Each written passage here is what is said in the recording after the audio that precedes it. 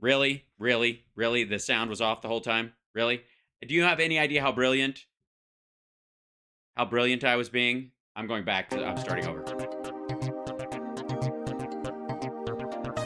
I'm kidding. Here I am. Hi, sorry about that. Good Lord. I go back to I go back to fixing everything. I was so adorable this whole time. It was fascinating. I'm not even going to repeat it. I'm not going to do it. I will not do it again. You're going to have to trust me that it was awesome. I think I've earned that trust. Also, by the way, like, subscribe, thumbs up if you like the show with sound. Or if you'd like me to continue doing the Buster Keaton version of the show, I can arrange that as well. So, good stuff. There you go. So, also, thumbs up-y thing. Did that work? Hold on one second. Thumbs up that thing. This guy right here. Yeah. And then patreon.com/HalSparks if you want me to have sound on the show from now on. If you go, yeah. So there you go. All right, lots to talk about today. Where was I? Oh yes. I guess at this point, most of the danger has passed. We've been through 9 different times when Russia has threatened the world with nuclear weapons, and none of it's covered. Like the Nord Stream, first of all, the response was supposed to do it. Then the sanctions were going to trigger it, and then the Nord Stream 1 and 2, and then, which we did not blow up, but whatever. It was all going to trigger World War III, but that's behind us now. We don't have to worry about that anymore. Oh, my fucking God.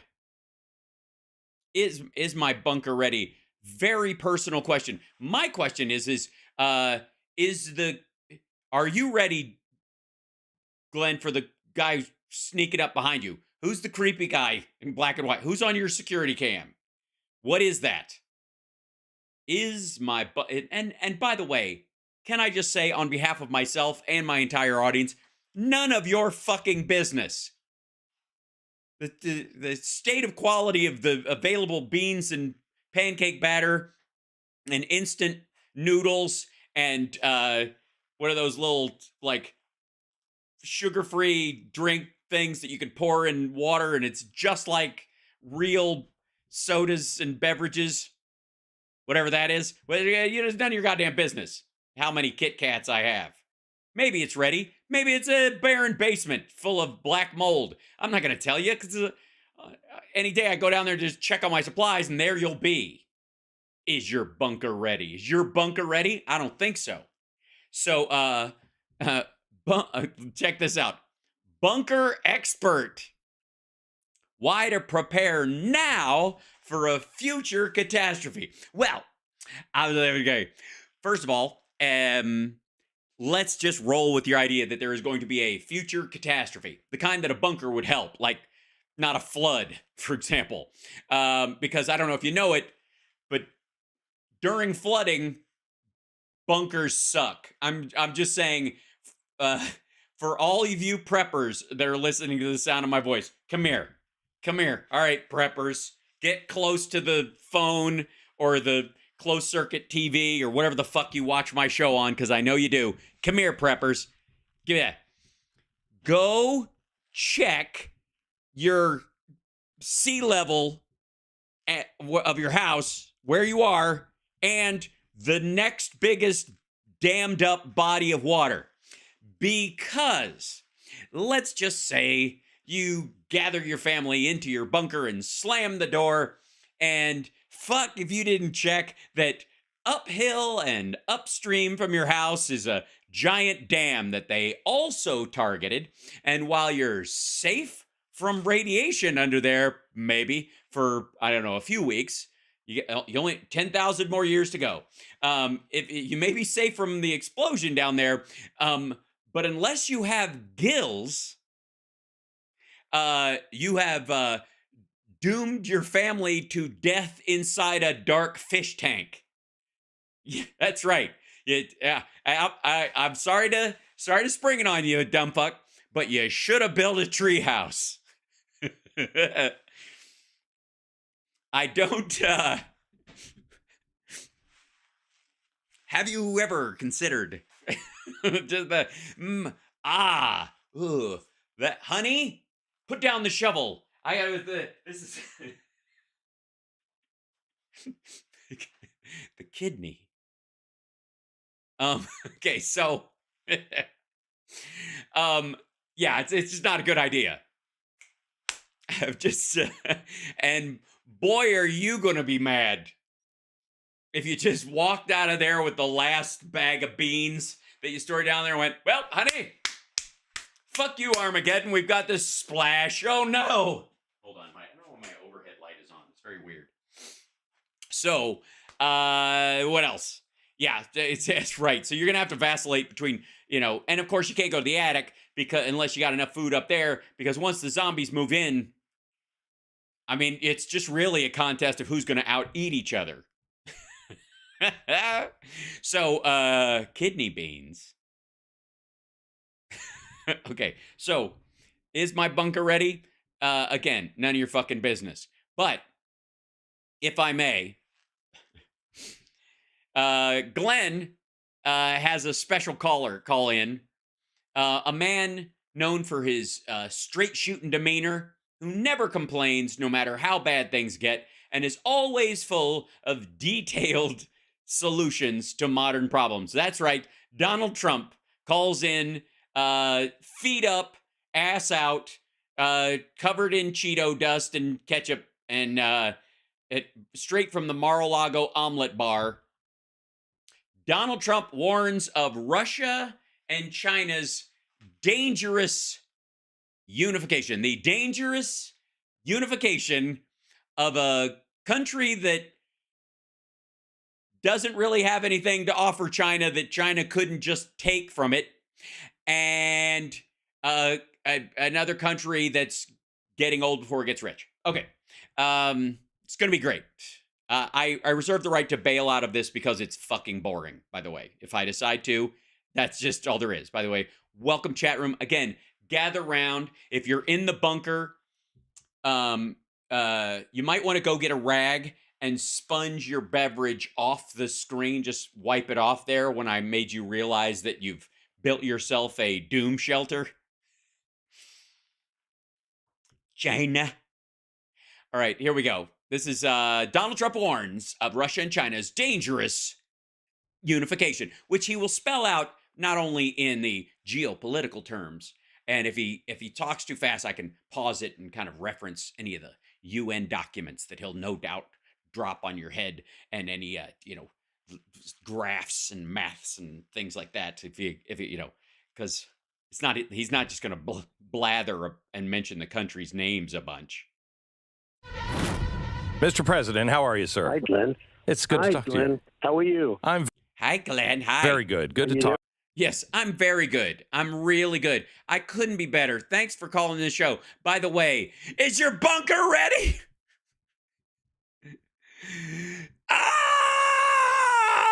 I'm fine. I'm fine. Is your bunker ready, though? God, the beans and fire. I need those water matches that you can strike under what? I'm fine. I'm all right. I'm going to be fine. I'm great, Mr. President. Thanks for asking. Bye. Oh, it's okay. All right. I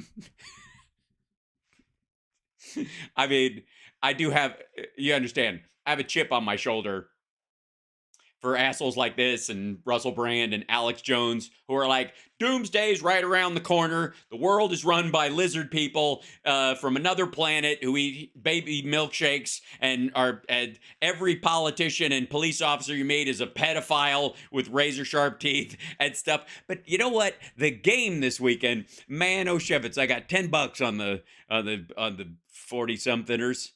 And I hope it goes well, right? Anyways, boy, Sonic's delicious. Thank you.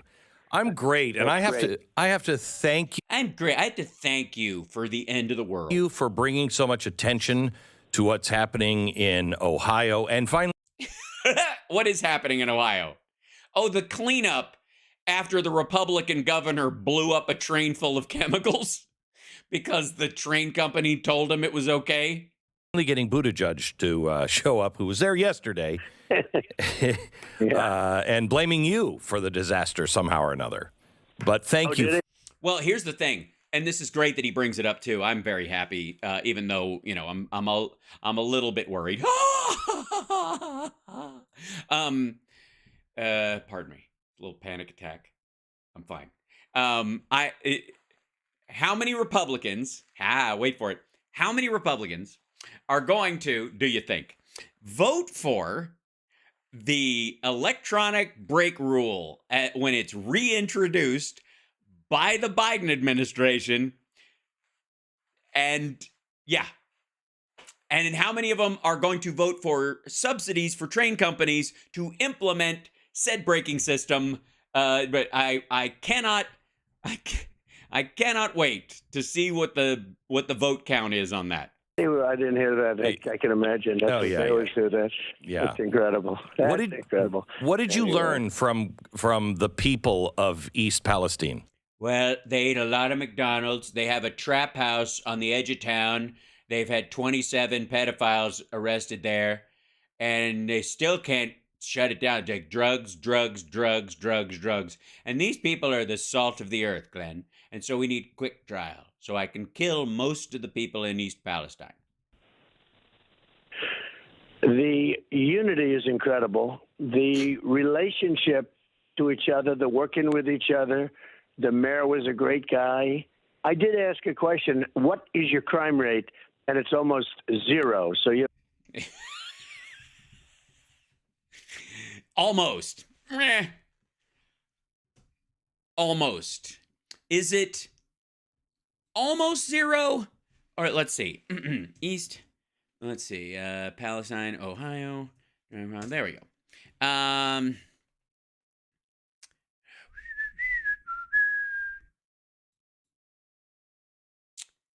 go. Ladies and gentlemen, if I may, East Palestine drug house visited by 27 people with criminal records to remain boarded up. East Palestine, Ohio. If you're a police officer in the village of East Palestine, chances are there is one address engraved in your brain: 219 Wood Street. The house, which has been boarded up since Columbiana County Prosecutor Vito Abruzzino, I'm not kidding, won a temporary restraining order May 10th declaring the property a nuisance, will remain boarded up until May 10th, 2023, after an agreement was reached last week in Common Pleas Court. Good Lord, is this a fiefdom? With the owner, 42-year-old Paul Kern. Abruzzino filed the order yesterday to declare the house a nuisance after at least 19 visits by law enforcement between December 2018 and March of 2021, including in those visits were at least 5 search warrants. During those warrants or other police visits, authorities seized drug paraphernalia and drugs, the most common of which seemed to be, wait for it, methamphetamine. In his complaint last May, asking for a temporary restraining order, Abruzzino also documented all the people police encountered at the house when they were there. At least 27 of them had a criminal record, ranging from felonious assault to misdemeanor drug convictions. At least one of the people found there had criminal convictions dating back to 1998. Old school G. 2 people also overdosed at the home, and one of them died. Now, what was that again? I did ask a question, what is your crime rate? And it's almost zero. So, here we are in New York and different cities where it's not only is it not zero, it's numbers that have never been seen before. Yeah. Well, technically, zero has never been seen before. It's the one number actually no one's ever actually seen. I mean, you've seen a representation of it, a little circle on a piece of paper, but zero doesn't exist because it is an absence of anything. But never mind the semantical, philosophical discussion. No, let's talk about the trap house at 219, is that right? 219 Wood Street. I was right. 219 Wood Street. Police answered calls there ranging from custody disputes to drug sales. At a different call, a woman told police she was getting married soon and was inviting Vladimir Putin, President Obama, and Queen Elizabeth. She said the ceremony would be at Nelson Ledges. I guess that's a place nearby. Police. Brazino said it's important to make sure all complaints are documented. Chief James Brown did not return a call. Really? He did not get on up. James Brown did not return a call seeking comment. Palestine, station to station. All right. Police village officials also cited the home under the nuisance ordinance after someone constructed a treehouse from wooden pallets, a tarp, and a television antenna. Almost zero. Abruzzino said the county is also pursuing foreclosure against Kern because of a backlog of unpaid taxes at the house, so it should be out of his name shortly. During some of the time documented in the complaint, Kern wasn't even there. He was serving a 9-month prison term on 2 fifth-degree felony drug charges. That's one house. Thank you, Tobias, for the super chat. Thank you, Robert, as well. Thank you guys so much. Thanks for the thumbs up. Don't forget to like, subscribe, and stuff. Horrible crime, too. Just be getting whacked from behind your head with a baseball bat. And Just getting whacked from behind your head with a baseball bat. By the way, rip Portland and, of course, New York, where the only people that can hit a home run are the criminals, and the teams suck. Things. But I said, what's your crime rate? Almost like, gee, that's not a very smart question. I mean, we have almost no crime. Think of it. You know, it's a... Yeah, the guy looked at you like you're an asshole. And by the way, he said, we watched him ask this question. So this is kind of great because we're hearing him tell Glenn his version of a story that we all watched happen. Remember the guy? Like, you got a crime? What's crime here? About zero, right? There's almost no crime. He started answering before the guy had a chance to, the mayor, and he largely seemed to derive his opinion of the crime rate because of the lack of black people he'd seen in town. And by crime, I mean black people.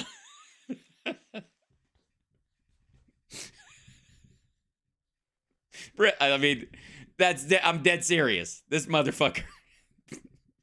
Beautiful thing when you look and see, and there's just a lot of love there, a lot of spirit. They happen to love me because otherwise I wouldn't have gone. Fuck them, let them die. I mean, the relationship, I got a vast amount of votes there, as you probably know. I think it used to be a Democrat area, too. Yeah. But I got a vast amount of votes, and it was... Yeah, back before the Democrats switched sides over the civil rights issue when they were Republicans. Yeah, a good time. Hold on. My other earpiece is dying, so I've got to put it on there in case I have to switch this out while... Get back on there, you rat. Charge like the wind. There you go. Okay. It was a beautiful thing to see how we just all came together and boot edge, you know, was supposed to say boot edge. He was supposed to be there. All right. By the way, does anybody know what the fuck he's talking about? Look, I know, and you know, that when he says peekaboo James about Letitia James, he's being racist adjacent. He is using a sound-alike for a word about black people that he has heard before. The boot edge thing, I honest to God don't know why he thinks that's a dunk. I have no idea. But he insists on it, which makes it amazingly dumb. There, and he decided not to come. And he came the next day, and he played to very small crowds. Nobody cared. It was too late. I mean, he should have played to small crowds. Motherfucker, he's there to do a job. Been there on day one, not weeks after this event happened. It was a very horrific event, actually. Yeah, describe what happened. Walk us through the details. It was horrific. Yes, we know, but that's broad strokes. Tell us exactly what caused it, what incurred just after it, the decision made between the governor and the railroad to set the waste on fire, as rather than have the chemicals themselves seep into the groundwater as they stood, burning them up, and the remnants, carbon dioxide and all the other things and negative things, even the presence of possible dioxin and other stuff that can occur, being less toxic over time, technically, than all of that shit just flooding everywhere at the same time. You tell us, break that. I mean, you know that. I'm not telling you anything you don't know. Break it down for us, please. Horrific is one thing, but horrible event that people can't trust the EPA, or they don't trust the EPA. You know, the fascists. What? Wait a minute. Did you guys see the white flash? That means there was an edit. Trust the EPA, or they don't trust the EPA. You know, the fascists. Mm-hmm. You know, the fascist what? That are running the country take, umbrage at it. They go after them. The fascists that are running the country take umbrage at them. I don't know what that means. I understand that individually those words have meaning. I do not understand the structure under which by which they were connected, the syntax and the meaning that was meant to be derived. Run that by me again before the news flash. We don't trust the EPA. The fascists that are running the country take, umbrage at it. They go after them. And that's in many different ways. You see it. You see it even with law firms. You see it with so many different things. They don't want. Yeah. Did anybody get that? Anybody? What do you, and Glenn's like, yeah. I guess that's the only, by the way, sometimes that works if you're trying to get somebody who is absolutely talking out of their ass to move on to their next point where there might be something there. I got a feeling that, like anytime Glenn steps out of the shower across from a mirror, he's headed for disappointment. They don't want to take on this fascist, disgusting system that our country's turning out to be. This fascist, disgusting system that our country is turning out to be. How is it that this motherfucker actually makes Marjorie Taylor Greene sound articulate? Because she's saying the same shit, but in complete sentences. It's still gibberish. We're becoming like a Soviet Union. It's disgraceful. That's what we're becoming, like a Soviet Union. Hey, asshole, if we were like a Soviet Union, you as an opposition leader would be in jail already. No charges. Straight to the gulag. Here's your bowl of gruel, dummy. And you see that in many ways. So now you tell me that even engineer types are doing that. It's just absolutely horrible what's happening to our country. And by the way, he's referencing something they cut out in that piece, clearly, during that edit. So you took something that didn't make sense already and took any possible context out of it. So the rest of us are like, oh, okay, he's clearly, I guess, is an aneurysm. Is that what's happening? In so many ways, whether it's the border, the military, what they're doing with the military, so many different things. It's you mean increasing the budget by 3% every year? Very sad, so, actually, and very dangerous, very bad. This is the 1-year anniversary of the invasion into Ukraine. And Mr. President, I can't find a good guy here. I don't trust Putin. I don't think he's a good guy. I don't think he's a good guy, but I know, because I did a lot of work on your so-called impeachment and what was going on in Ukraine. That's wildly corrupt, and I don't trust our government, and I don't want to get into a war. And we are now losing we're close to losing the proxy part of this war, and it looks like we're headed towards something where we are going head to head. What is your take on this? What is your take on this? And when are you and I going to move to an island in the South China Seas under the jurisdiction and the loving embrace of the CCP, where we'll truly be safe?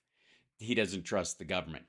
Hey, asshole, if you went to Sonic and you bought the food and you didn't drive to a private chemical testing service to make sure that the food itself wasn't toxic, covered in mold or bacteria or poisonous in and of itself, beyond the lack of healthful quality that may lie underneath in fast food. And by the way, all of them, not just Sonic, not picking on them directly, then of course you trust the fucking government. You do. Every time you drive, dumb fuck, this guy flies all the time.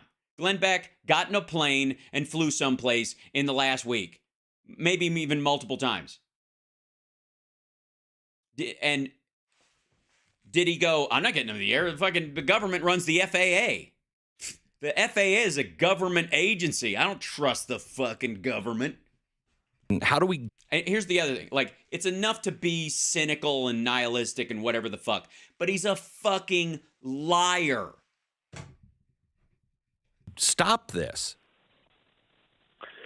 Well, I could stop it in 24 hours with my magic sprinkle dust. I would just throw some ketchup, sprinkle some orange fairy dust all over them, and say, and so you shall, blink, and they would all magically be at peace. So it's a very interesting question, and I have a little more experience because I dealt with Zelensky. I made one phone call, and then I made a second call. These were two congratulatory calls, once when he won first phase one of the election and one when he won phase two. They were, as I say, perfect phone calls. I got unanimous in the House acquittal, unanimous from every single Republican. Now, you haven't seen that too often, but every single Republican. All right, not the question, dumb fuck. Has nothing to do with anything. And that's because Republicans were acting cult-like in their behavior towards you. Now, as you're on a hard fade, they are obviously moving away, and a lot of them are giving you the finger and distancing themselves, and that will increase. Voted to acquit or to say innocent. And say innocent. They had a vote to say innocent. That was a nice thing to see. The Republicans. It was nice that they had a vote to say innocent. Came together, but I got to know a lot and learn a lot about the country. Now, you know, the country is considered extremely corrupt. In fact, we have a document that says you're supposed to report them, everything. But it's a very... it's a whole document that I saw that said bop, bop, ba, bang, bang, shkaboogie, flip, flap, padoing. You know, it says beep, boop, bop, boop, beep, boop, bop. I'm sorry, I always get this way, guys, when he gets too technical. Is my nose bleeding? I understood there would be no math. It is a very corrupt country. How so? How so? How so? How is it? What is it? What's the what? How is it corrupt? In what way? In what way? Like Zelensky for one specific reason. When they asked him what I said, was he threatened? He acted as though it was a disgrace that they were doing. Right. Yeah, he used your favorite word, disgrace. This. He said, what did he do? He didn't do anything wrong. He just couldn't believe it, actually. It was just a con by Nancy Pelosi and the con artists. But Zelensky could have said, oh, I felt threatened. I felt this. Yeah, you're, hey, dummy. Sorry, I don't mean to interrupt, but you're fucking up Beck's entire narrative. You're about to go into the territory where you say that Zelensky is trustworthy and that in spite of political pressure from Democrats, he will say the truth.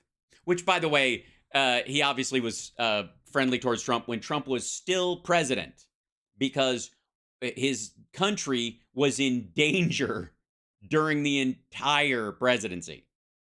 Felt that, could have said that, and it would have been harder.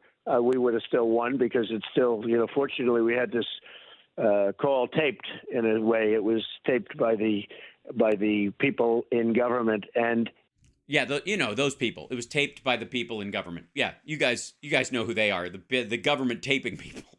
Fuck me. I mean, honestly, does this not sound like somebody describing third person this story after skimming an article? He lived through this. He made the phone call. He was impeached over this. He had multiple meetings with his lawyers, and he's like, I don't know, at some point there was a thing, and people were they were making noise and stuff like that, and I was just trying to have a Diet Coke and fart up the chair. And then they came in, oh, they're gonna impeach you, and I was like, I don't even like peaches. And then I fell back asleep. And then next thing I know, I'm golfing in our government. And it was Oh, good. Okay, so the government people that tape things in our government, at least it wasn't a foreign government that tapes things, that's fine with him. very lucky that it was, because we had all these people making up different stories, saying they were on the call. Probably they weren't even on the call, but they were liars. And when the tape came out, that was the end of their whole ploy. Then they went on. No, it wasn't. It was the basis of the impeachment. The Senate saved you. They just didn't vote to remove you. He was impeached. To something new. But these are just terrible people. But Zelensky, as you remember very well, and it was quite beautiful, because I didn't know, I didn't know him. I congratulated him on a victory. Yeah, again, you're fucking up Glenn's entire narrative, dummy. I mean, I'm here for it. But Glenn just told you he doesn't trust anybody, and you're basically making the case that the most trustworthy person in this entire triangle is Vladimir Zelensky. But he came out and he said absolutely he didn't do anything wrong. He didn't even know what they were talking about, and he acted that way. So I really respected that, because he could have gotten some good political points, and I really respected that. And so. What was your question again? I like him. Should we be sending more money, more arms? Now they're talking about planes. Should we be doing this? Well, we're going to end up in World War III. That's one. Excuse me. We were teetering on the brink 3 days ago, and I at a certain point, teetering, I guess, has to become a lifestyle. You can only teeter so long before, at some point, that's just the way you stand. Are you teetering? No, I'm always like this. I'm always up on one leg, on a knife's edge. I live on a knife's edge. Really? Where's your kitchen? Thing that's going to happen, and I've been sort of saying that for a long time now. Yes, you've been sort of saying a lot. You're not really saying anything. You're just sort of saying things. Are you ready? Just in a very quick nutshell, this is a war that should have never happened. It would have never happened if I were in office. Zero chance of it happening. I used to speak to Putin about it, got along with Putin very well. Don't forget, I was tougher in Russia than anybody else. You're one of the people that face that. I know. Yeah, it's true. It's true. Especially when you were all mad because the Congress made you. I ended their pipeline. I sanctioned them. I did so many, and yet I still got along with Putin. That's sort of. If you ended it, how did it get completed? Because it was, by the time Biden sanctioned it, it was a complete pipeline. They were building it for 4 fucking years. A trick. That's a hard trick. It's a talented trick. But I got along with him. But nobody. I was the one that sent in the javelins. I sent in. You had to after the phone call. Massive numbers of javelins, and that Congress allocated through the budget. And Biden and Obama sent in pillows. Right. And that's because Yanukovych. This is before Yanukovych. Like, this is before Euromaidan. And then shortly thereafter, when they didn't know if it was going to be democratically run and a leader chosen by the people or another Russian puppet, they didn't want to send open, like, offensive weapons to the president of Ukraine at that point, when it really was corrupt, because the Russians would have had him use them on their own people, which they did. I know. In a very small number. But I gave them the javelins. When they wiped out those tanks, they wiped them out with the stuff I sent. There was nobody was as tough. And the javelins was a big deal. But the biggest deal was I shut down the Nord Stream 2 pipeline that nobody even heard of until I came along. So I let people know about it. Nobody heard of it. When you go to the Nord Stream pipeline, which you did shut down, Biden opened up. Now there's some reporting that says there's one reporter, Seymour Hersh, who is full of shit, and also stole valor from Rod Ridenour in the story about the My Lai massacre. We blew it up. Biden did a covert mission and blew it up. Do you believe that? Well, it could have been us, and it could have been Ukraine, and it could have been some third-party country that wants to see trouble. The one group. Yeah, just one of these little scrappy third-party countries, you know, like I don't know, Azerbaijan or Google. It wasn't is Russia. You know, they blame Russia for doing it. This was a main source of massive income to them. No, it wasn't. It never opened, and it was never going to open. They didn't blame. They had not. It had been all expenditure at that point, and it was not going to be return on its investment, and it was full of gas, and they would have had to vent what was in there and depressurize the gas that was in there back out of Russia when there was nobody at the facility that could do it intelligently, who wouldn't stand there with a fucking cigarette turning the valve with their other hand. Blow it up to make a point. That's the one thing I can tell you for sure. Remember when it first happened? They said Russia did it. You know, Russia always says, Russia. And I lived for years with that, where everything gets blamed on Russia, gets blamed on you. These people are sick, I'm telling you. But it could have been working in conjunction with Ukraine, because Ukraine has total dominance over the United States, total dominance. I mean, yes. I mean, Zelensky's a good guy, and he's a straight shooter, but he's got total dominance over the United States, which is crooked. We've given them, and run by fascists. By the way, Zelensky, who's a good guy, has total control over the fascists who are running our country right now. In case anybody's doing some sort of like Venn diagram of the blood clot in his brain. and probably $150 billion. And Europe has given them almost nothing. And that bothers me. That really bothers me, because I had it out with them on NATO. You know, we were taking care of NATO. We were taking. I know. Yeah. You mean where you're trying to get out of NATO and they called your bluff? Yeah, I got $450 billion from the European nations from NATO. That's the other thing. Nobody was tougher on them. But then they still beat us on trade, because I had. Because you suck? That just about stopped. You know, Europe is almost as bad as. Because he had. Wait a minute. You had it just about stopped? Am I the only person that remembers his campaign? I mean, I know it was 1,000 years ago, but am I the only person that remembers it at all? No. Everything's going to be easy. You could fix it all right away because we have very stupid people running things, and I know all the best people, and I'll bring them in, and you could solve this very, very quickly, and we'll tell them because remember that? Does anybody? Am I taking crazy pills? China on dealing on trade. They're very, very restrictive, very, very tough. They don't take our cars. They don't take our farm products, meaning much of. They don't do, you know, they treat us with a lack of respect. Well, they were starting to respect us a lot.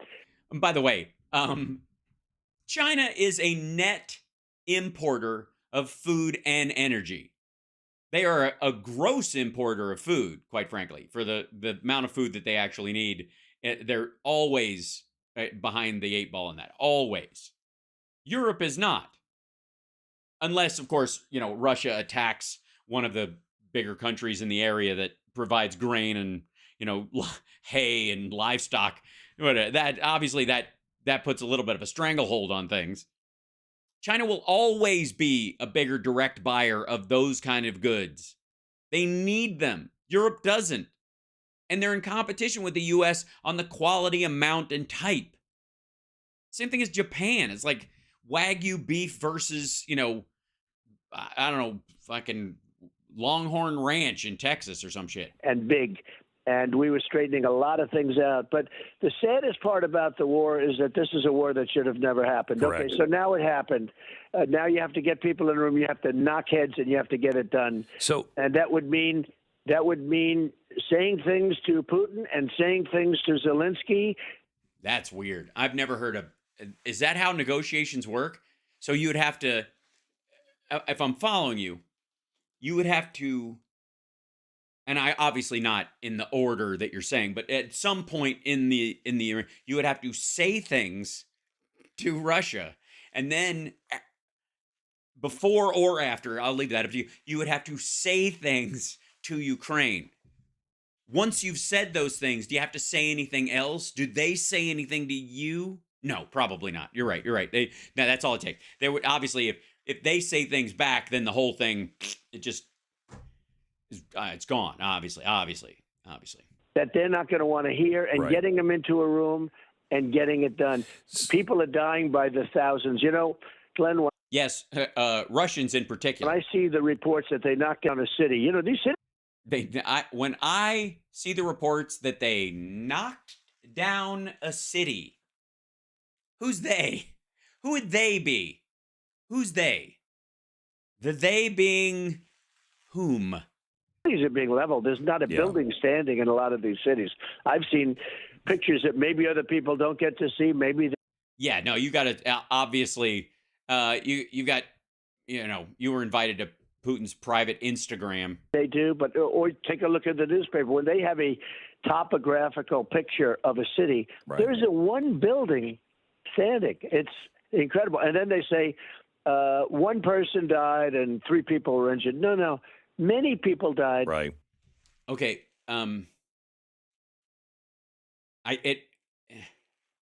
It's so bad. It's so dumb. It makes my ears ring, and I've got a little pain starting in the back of my head, and I think I smell almonds or Fruit Loops, one or the other.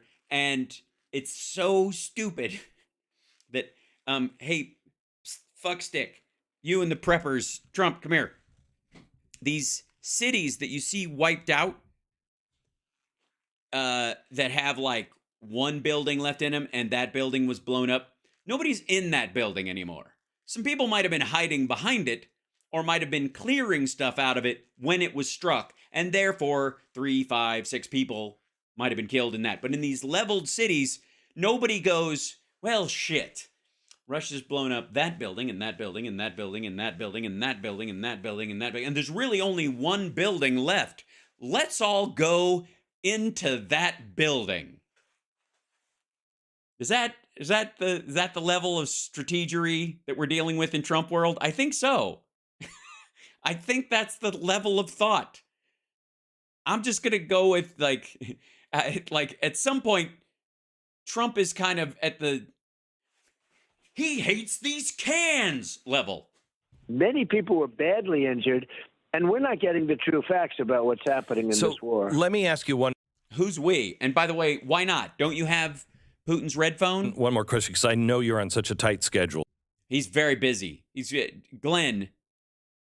This is, look, his hot dog with ketchup on the bun is sitting there, and it's getting cold, Glenn. It's getting cold. And if he doesn't get to eat it soon, he's going to have to yell at someone that it was cold in the first place. And it's going to be your fault, Glenn.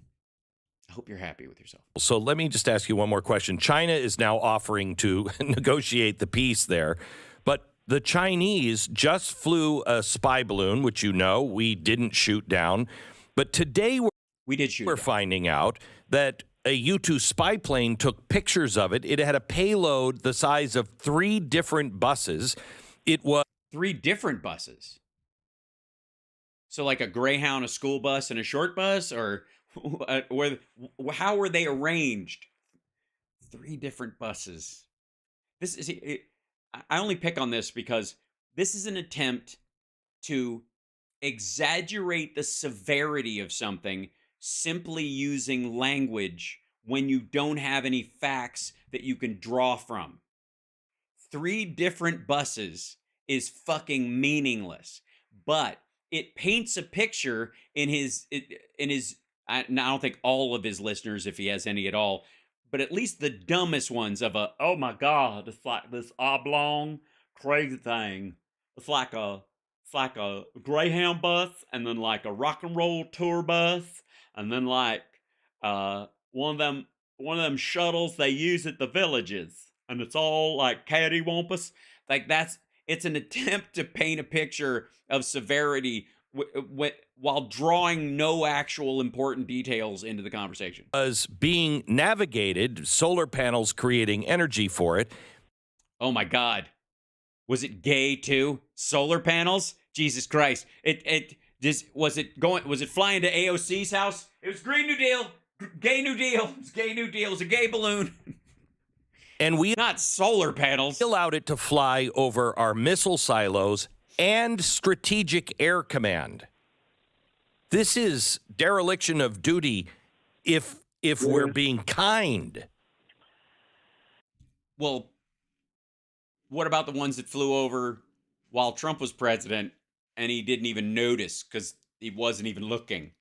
Also, being aware that it's flying, jamming it, blocking it from the ground so it can't see anything worthwhile as it goes over because you know exactly where it is, and then shooting it down, claiming it, and then going through what it's made up of, how it's controlled, what its capabilities are, because it's it's one of their top of the line contraptions, balloon contraptions anyways. Then that seem like no? Well, there are those that say, as you know, that Biden and the Biden family are truly conflicted and compromised with respect to China. Yes. We call those people morons. There's a lot of money going around, and it's substantial. And yes, like the $15 million you took out of that bank account you had there while you were president. Substantial money and big money.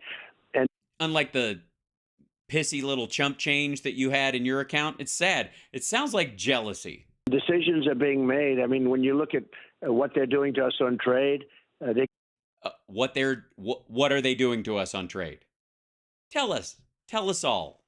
What are they? Hold on one second, if I may. And I opened this up earlier, and I showed everybody this morning, but let's see, China. Okay, but tell us all what they're doing to us on trade. Explain to us, run us through it. And obviously you can broad strokes it for the noobs, but this is Glenn Beck you're talking to and his audience. They're hip. They do their own research. Whip it out, motherfucker. Explain the compromat involved. No, all right. By the way, for those of you that are just listening while you're cleaning or whatever, Kyocera's president says Biden's chip controls will tank Chinese manufacturing. Producing in China and exporting abroad is no longer viable. Like now, not eventually, presently. Giving back so much of what I won, and it's crazy. Not at all. Not even close. We have made literally Biden has, if anything, doubled down on Trump's alleged policies, by the way, which were largely for show. It doesn't make sense. It's like the border. It doesn't make sense to allow. It will be 15 million people pretty soon. Yeah, I mean, obviously in 27 years, it'll be 15 million people. And 15 million. It's not 3. They used to say 3. The people are pouring in at will. I'm watching hospitals are being overrun and everything. Yeah. Are you watching World War Z? Being overrun by people that are coming out of their prisons, are coming out. Are they getting out of prison with injuries? I suppose that's the problem. I get it. Now it makes sense to me. I was always wondering about that whole thing, like where do the criminals go once they release them, whatever.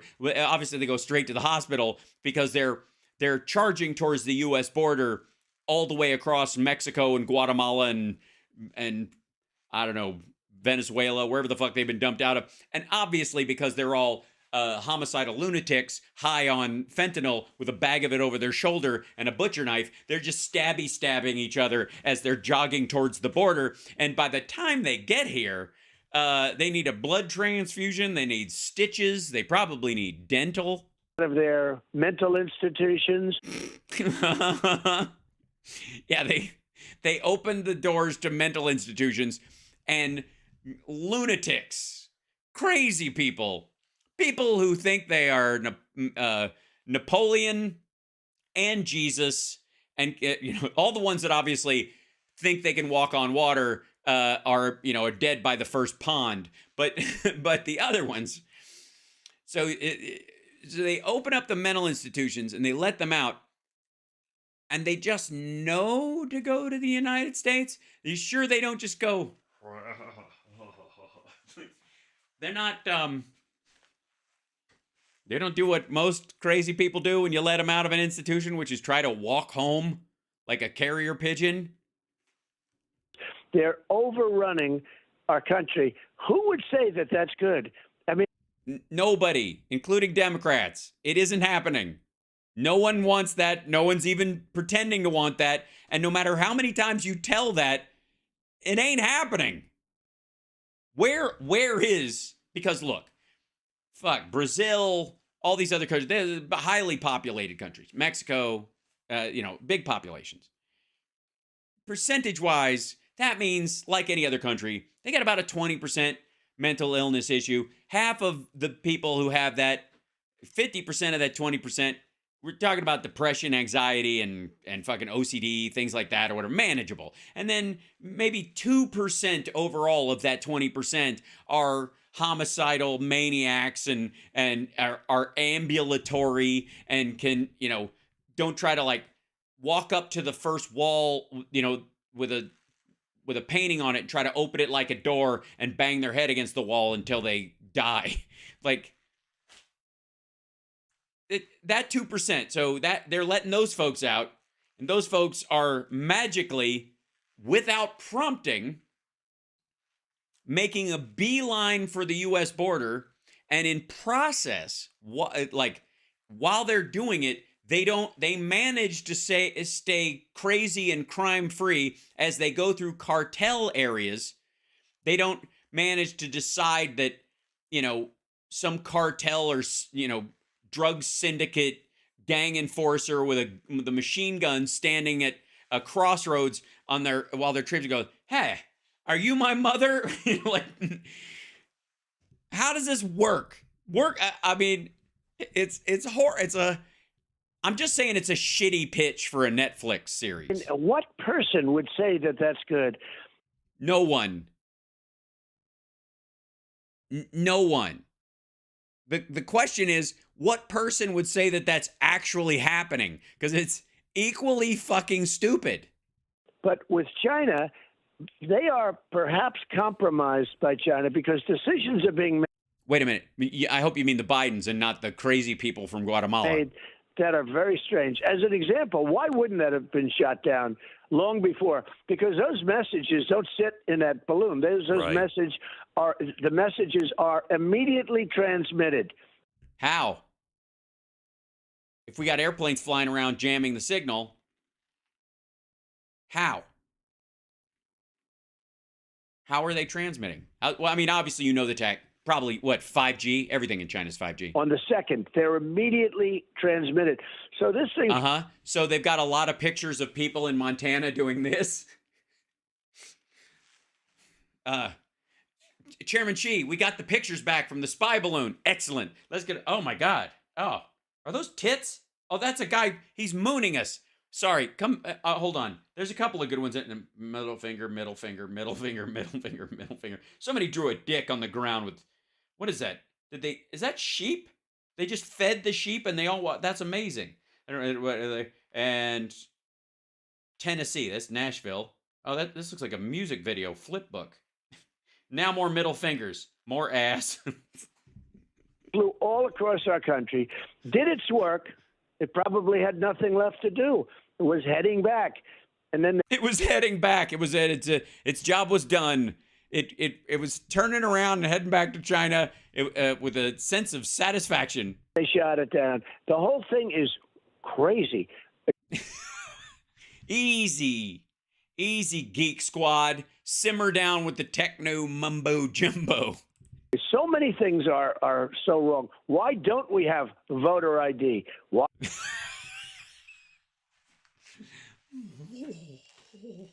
Why doesn't anyone else see these balloons in the...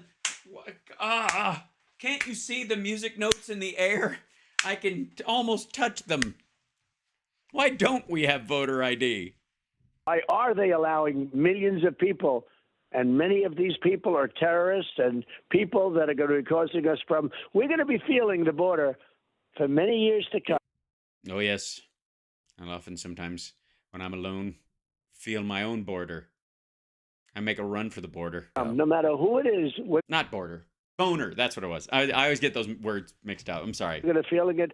Open boner. Nah. They are destroying and poisoning our country. Both? And you say, why are they doing this?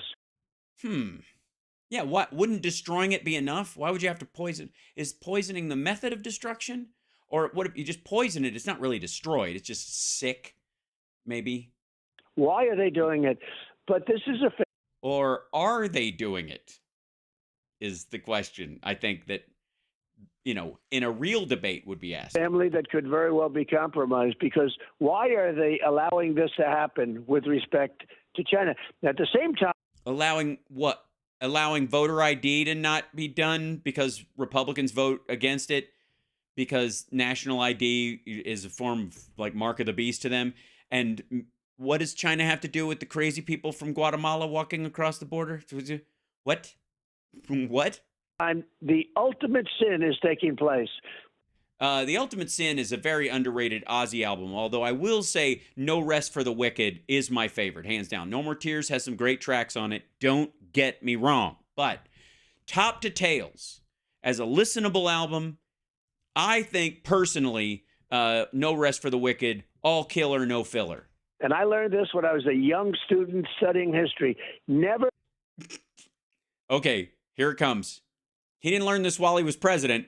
This is something he learned when he was a young student studying history. Back the fuck up. I want another run at this. This is going to be good. Is taking place. And I learned this when I was a young student studying history. Never let China and Russia unify. Yeah. And we have.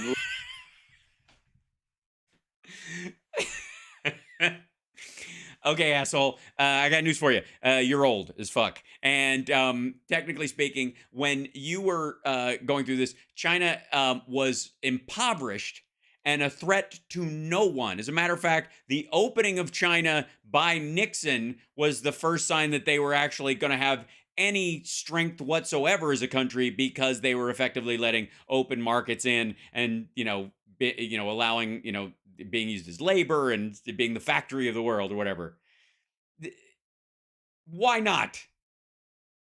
Why wouldn't you want China and Russia to get together? Now, the last time they did it, and I don't know if you missed this day in history, but when China decided to be a communist country, they decided to leech off of Russia their entire methodology. Mao decided that in his embarrassment at his own culture, that he viewed all of ancient Chinese culture that had been around for millennia, he viewed that as backwater and embarrassing and silly, and he looked longingly at the bland, concrete fascist architecture of the Soviet Union and the fake macho bluster as he, in his advanced syphilis, believed he could never get an STD because he washed his genitals in the bodies of his concubines. Barf, barf. He recreated the Soviet Union as quickly as he possibly could in China. And you know what happened? 40 million Chinese people died of starvation. The last time China and Russia got together collectively, they lost about 120 million people. By the way, a bunch of them, for the record, on the Russian side, Ukrainians. Let them unify. We forced them into a unification.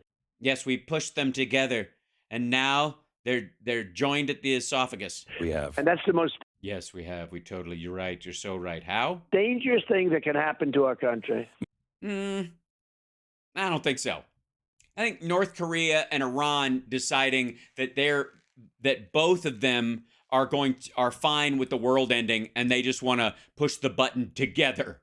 That's probably a little closer, because I got news for you too. Russia's run by a bunch of hedonists who would rather be on a yacht smoking cigars, getting blown by a woman that would never give them the time of day if it wasn't by force or finance. And China's the same way. CCP is run by the same shit. All the guys in the upper CCP, all gross, disgusting, misogynistic, hedonistic fucks. Not a true believer among them. And none of them, by the way, believe in an afterlife where they'll get rewarded with, 27 virgins are sitting at the right hand of God. So they believe, at least in theory, no matter how much Putin fools around with this Orthodox Russian church horseshit that he actually doesn't believe at all, that they're effectively not a Darwinist, even beyond atheism. They're Darwinists. So you die, that's it. No more fun, no more fucking, no more vodka, no more rich sauces on pastas. Mr. President, your people are giving us the high sign that you have. Yeah, that they always give when you've babbled past your limit. I've got to go. I hope we have a chance to talk again soon.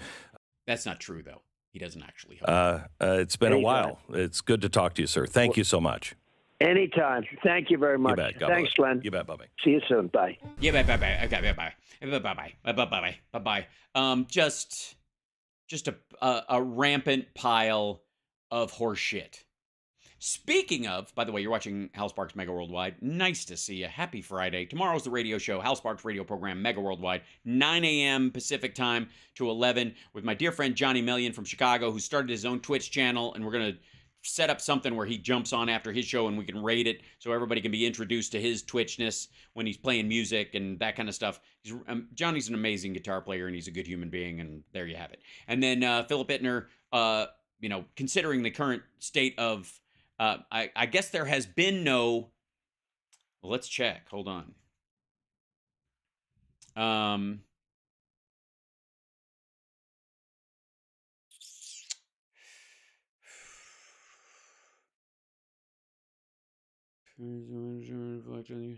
Still can't celebrate how Ukrainian business owner in Las Vegas reflects on 1 year war. I'm just trying to find the if there's any big push something. Nope. Thousands are going to war. Live updates. New York Times. Let's go to this.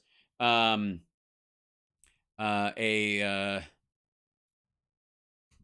updates on war's anniversary. Allies support Ukraine with words and weapons. Let's see. Currently, Zelensky's nightly address to Ukrainians on the anniversary of the invasion describes February 24th, 2022 as the longest day of our lives. During the year, virtually every Ukrainian lost someone: father, son, brother, mother, daughter, sister, beloved person, Mr. Zelensky said, adding, "We will never forget them. We will never forgive this." The front page last year, Russians push into the outskirts of capital as deaths rise and thousands flee west. Urmas Reinsalu, Estonia's Minister of Foreign Affairs, delivered a message to the Ukrainian Institute of America. The time will come for Putin to sit on the tribunal for the crimes he has committed. He has urged a final victory for Ukraine and stressed on this dark anniversary the importance of financial and military aid. He called out Russia's terrorist regime, the need to isolate it from the international community, and the need to give Ukraine full NATO membership. He received a standing ovation. For all of you that, the tankies that think this is just an American-pushed thing. At the 11th hour, EU ambassadors approved new sanctions against Russia. Brussels' European Union ambassadors approved a new raft of sanctions against Moscow on Friday, less than 2 hours before their self-imposed deadline, as the bloc sought to send a strong signal of condemnation of Russia's brutal war against Ukraine on the anniversary of the invasion. And new measures would cost Russia 11 billion euros, or $11.8 billion. Ursula von der Leyen, the president of the European Commission, said last week. In Bucha, whose civilians were butchered early in the war, the funerals are now for soldiers. And there's the kid throwing Vladimir Putin. The Banksy mural has been turned into a stamp. Brussels to Bangkok, demonstrations around the world showing support for Ukraine. I guess the whole world just loves them some Nazis. That's the idea, right? That we just decided after a while, you know what? Maybe the Nazis are right. Maybe that's what's happening. Yeah. The world has just decided all of a sudden to be cool with it. Or UN Secretary Council calls for peace but remains divided over how to achieve it. Because they have to deal with that fact. Fuck. There you go. New York Times reporter reflect on the moments from the war that are seared in their minds. Let's see. Yep. White House warns Russia is considering giving fighter jets to Iran. Yeah, because you can have the ones that don't work anymore.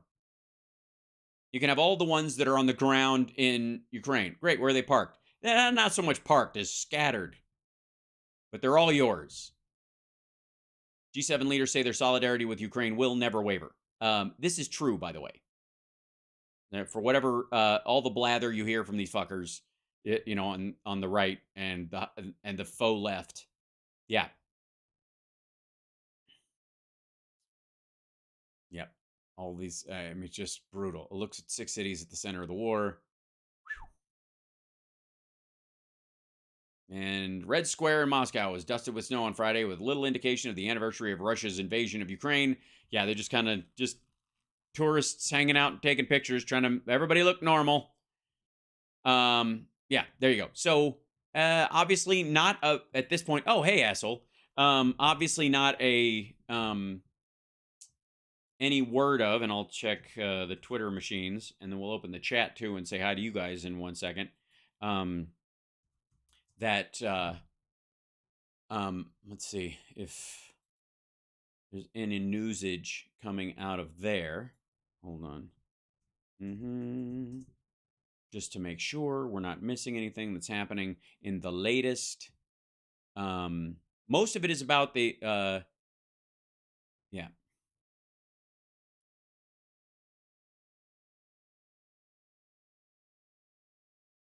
This is by the way, this is Mick Wallace tweeting. I think he's one of the Irish politicians. A year of war and most politicians in the EU still can't get enough of it. They couldn't utter the words diplomacy and dialogue all year now. Argue that pouring more and more arms into Ukraine is the way to peace. They realize that guns and tanks kill people. Yeah, they do. Do you realize also that if a defenseless person who's being attacked is not allowed to defend themselves or help to defend themselves, they continue to be victimized? Don't you understand that at some point, if you stop fighting back, it goes from rape to straight sex? That's the argument Mick Wallace is making.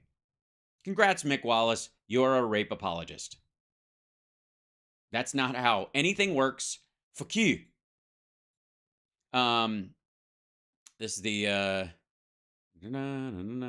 there you go. China calls for Russia-Ukraine ceasefire as claims to neutrality question. You think? Russian paratroopers or engineering sapper groups spoke about the daily work on the installation of engineering barriers. Yeah, that's what they call it. Bricking. Yeah, here they are placing claymores in someone else's country. Here's a bunch of dead birds. Hey, it's Laura Loomer. Laura reacts to the news. By the way, Laura Loomer is a Republican QAnon loony who ran for office and lost, who has one purpose these days, and that is to shit on Marjorie Taylor Greene and from the right. So we're for it. Yeah, there she is. Look at that. Marjorie to introduce bill to audit U.S. aid to Ukraine. Okay, sure. We'll audit it after you pay back your PPP loan. How about that? Yeah, no, so far, let's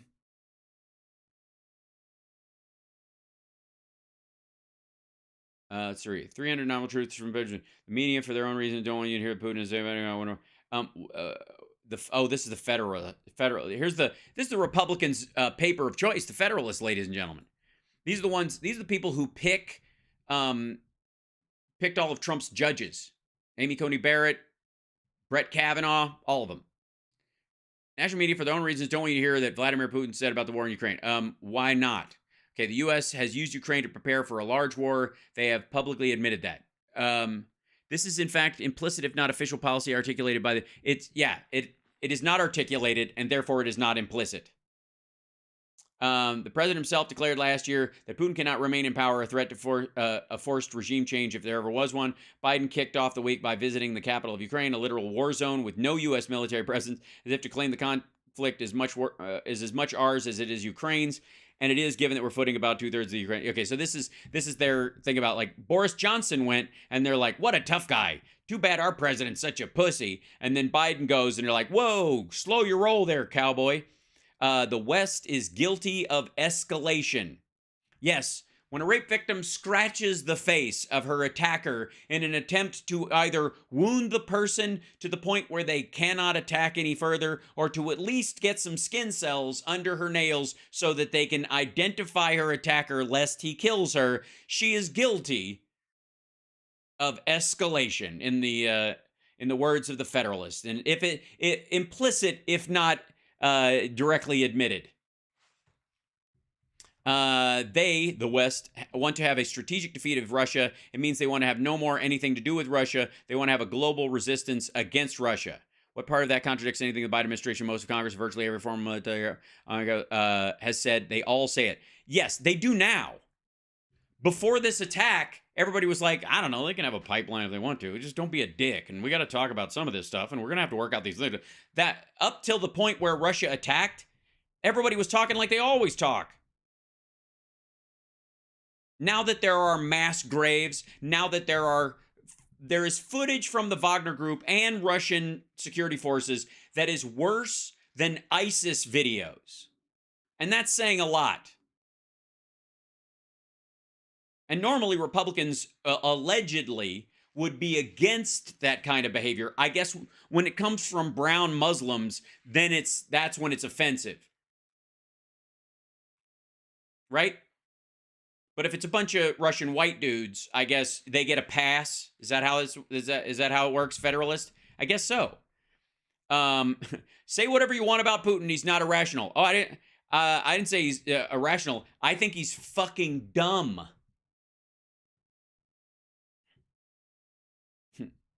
And here's assume that right now Russia were to retreat from Ukraine and declare a truce.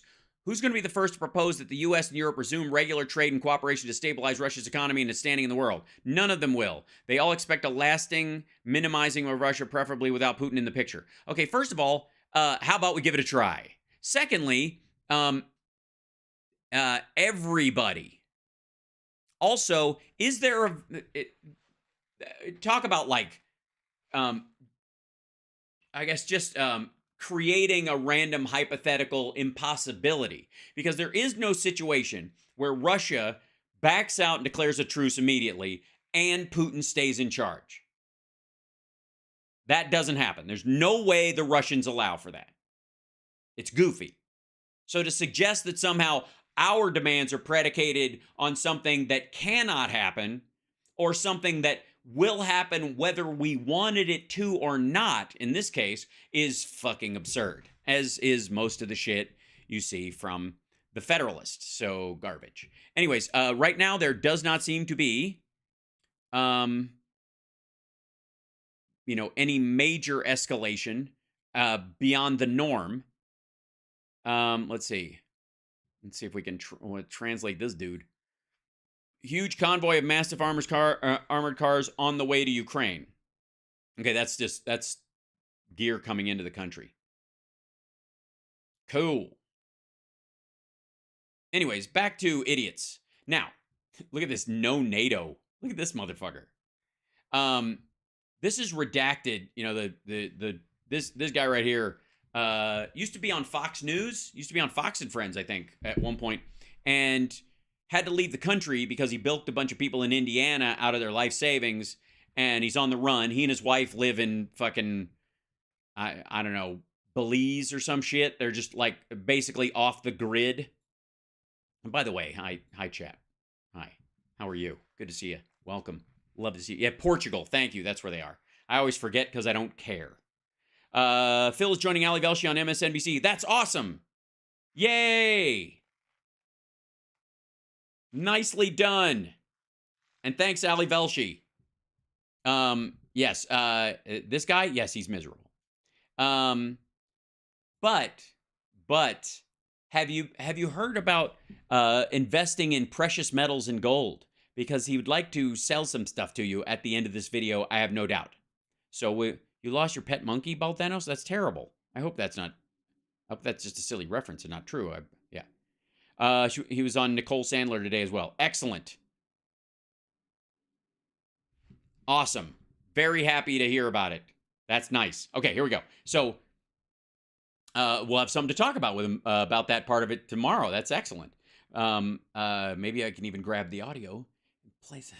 It's possible. It's the laundress. It's the anyways. Okay, so this is this redacted prick with the guy who ran the Rage for Russia thing. What's his name? Nick Brana, the guy who put on the big event that nobody went to. Well, should NATO be banned, put an end No. to, silenced, shut down for good? It runs. Well, that's I mean that is the biggest question around RT today. Around under the guise that it's a defensive organization, but it's laughable. Anyone with a brain knows it's anything but defensive. Just look at Ukraine. Yeah, they are defending Ukraine right now. Ukraine, by the way, did not attack Russia with NATO weapons. Yeah, I mean, anybody? Of course, which is now being used as a proxy to expand NATO's territory right to Russia's doorstep. By the way, NATO is already at Russia's doorstep in, I think, 3 other countries. Promise they broke. Nick Brana is one of the organizers of the raid. And by the way, they did not break it. First of all, the promise that Russia made in 1997 to allow any country that wants to join NATO its freedom to do so, they broke that. Against the war machine rally in D.C. over the past, which was really, it was just all, there was a, like people I saw, I mean, I think it happened a little. Past couple of weeks, he's been doing amazing work. Yeah, like his the work he did setting up, like helping Jimmy Dore write his jokes, well, steal his jokes. Amazing. Really revitalizing an anti-war movement that has been dead in the United States. Absolutely, the new hippies. And he has a new mission. It's a new thing for hippies where they pick a side to say no to NATO and because I think that's the one thing that was missing in the 60s was that the hippie movement should have come out on behalf of the Viet Cong. You know what I mean? It's different. It's not one thing to come out there and say no war, peace is important. No. Rooting for the other side. That's where it's at. Nick joins us here on the show. Nick, welcome back to the show. And congratulations, by the way, on the huge success of the Rage Against the War Machine rally in Washington. Okay, that's just rude. Look at him. Does this look like a guy who just had a huge success? He looks like he just auditioned for a paper towel ad, and they went, "We're going another way."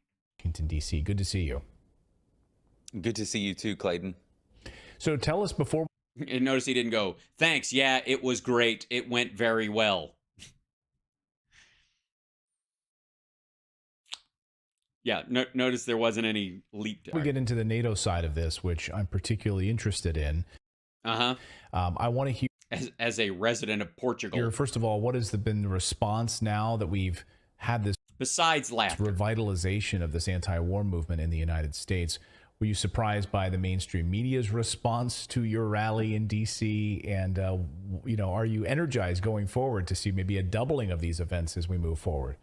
Yes. Hopefully next time it'll be, what's 2 times 0? Well, it was huge. It was huge. The rally was huge. It was huge. We had about 3,000 people who came out and joined us and half of them were there photographing the thing, but not with it. The Lincoln Memorial, right next to the reflecting pool. Yeah, that's when you get a permit. That's usually where you get the permit for. We had an amazing group of speakers. When? I mean, not the first day. Was there a second day? Former presidential candidates and. So you're saying they didn't win national office?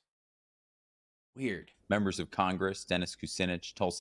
Former members of Congress: Gabbard, Ron Paul. Former, I guess, audit the Fed superstars. They're incredible people like Jimmy Dore. Yes. Just like him. You know who just like him? The people whose jokes he did that weren't there because they were either dead or uncredited. Just an amazing lineup. And one of the things that I'm most proud about is that it really showed that we can break out of those political silos. Yes, we had neo-Nazis, we had people holding up Russian flags, we had anti-vaxxers. It was a big tent. We don't have to accept the labels and, remain segmented and the nice thing is the ethnic diversity that we had there. afraid of each other as Americans, but rather we can come together. Yeah, if you go across the entire audience. The range was, there were all from, libertarians to socialists and communists, just a complete political range of people there who were united by one thing, the fact their whiteness. Sorry. I haven't seen I mean, it was smart that they spread the audience out this way by flattening them against the pool so that it makes it look wider. They oppose this war and they do not want a nuclear war. Our march stretched several blocks to the White House, from the Lincoln Memorial to the White House. Wow, all the way, huh? I mean, I'm surprised that by the time you got there weren't still people at the thing, because the line was the whole crowd moved and it was over. Okay. We had another huge rally when we got to the White House. Oh yeah, I mean, right up there with the Tea Party, Million Man March. I mean, it's the same. House delivered the message there. Oh, was it written on a cake? Was it?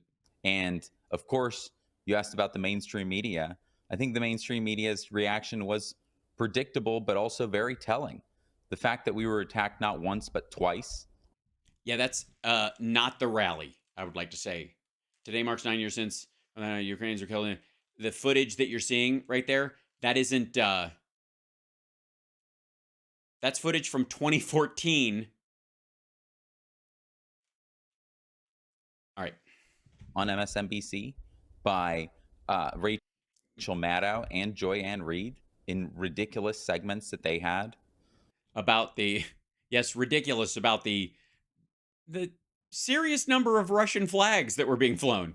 Really and the 1776 flags right next to them. Reveals how brittle and fragile and there's this with the 2A flag hold on power is, and how afraid they are of us. Nah, they just think you're assholes. We're just getting started.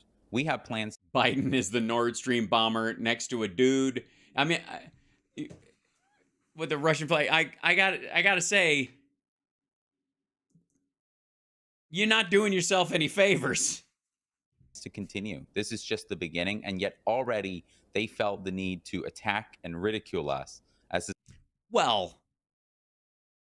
attack on obviously, because in their perception, and mine as well, you guys are not really an anti-war or a peace rally. You are siding with Russia. You want Ukraine to pants itself in front of Russia for some bizarre fucking reason. They're supposed to take it, just like Georgia took it, just like Chechnya took it. Like that.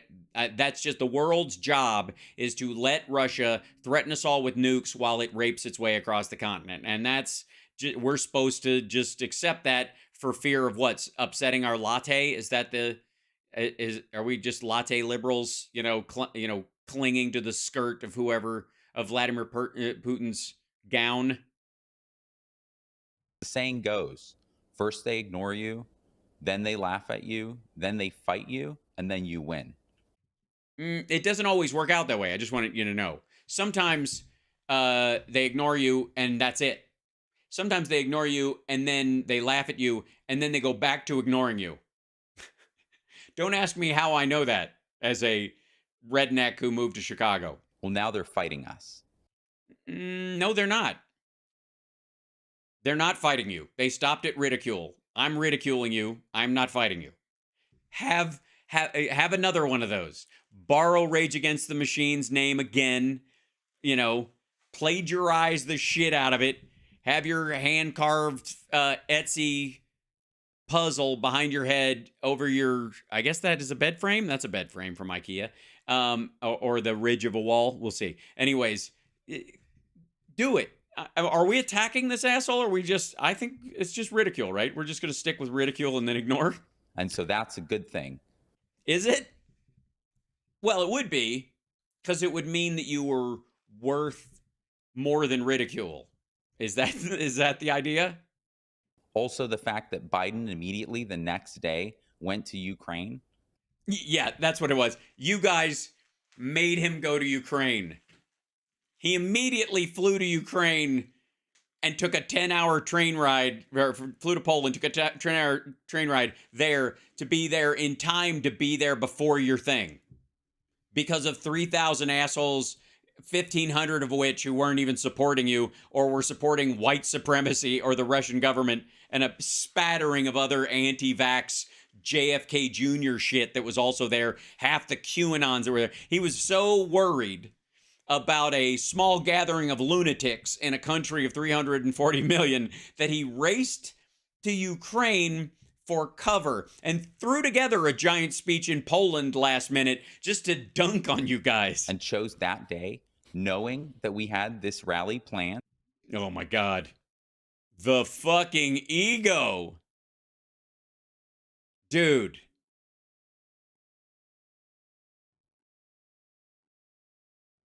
Wow.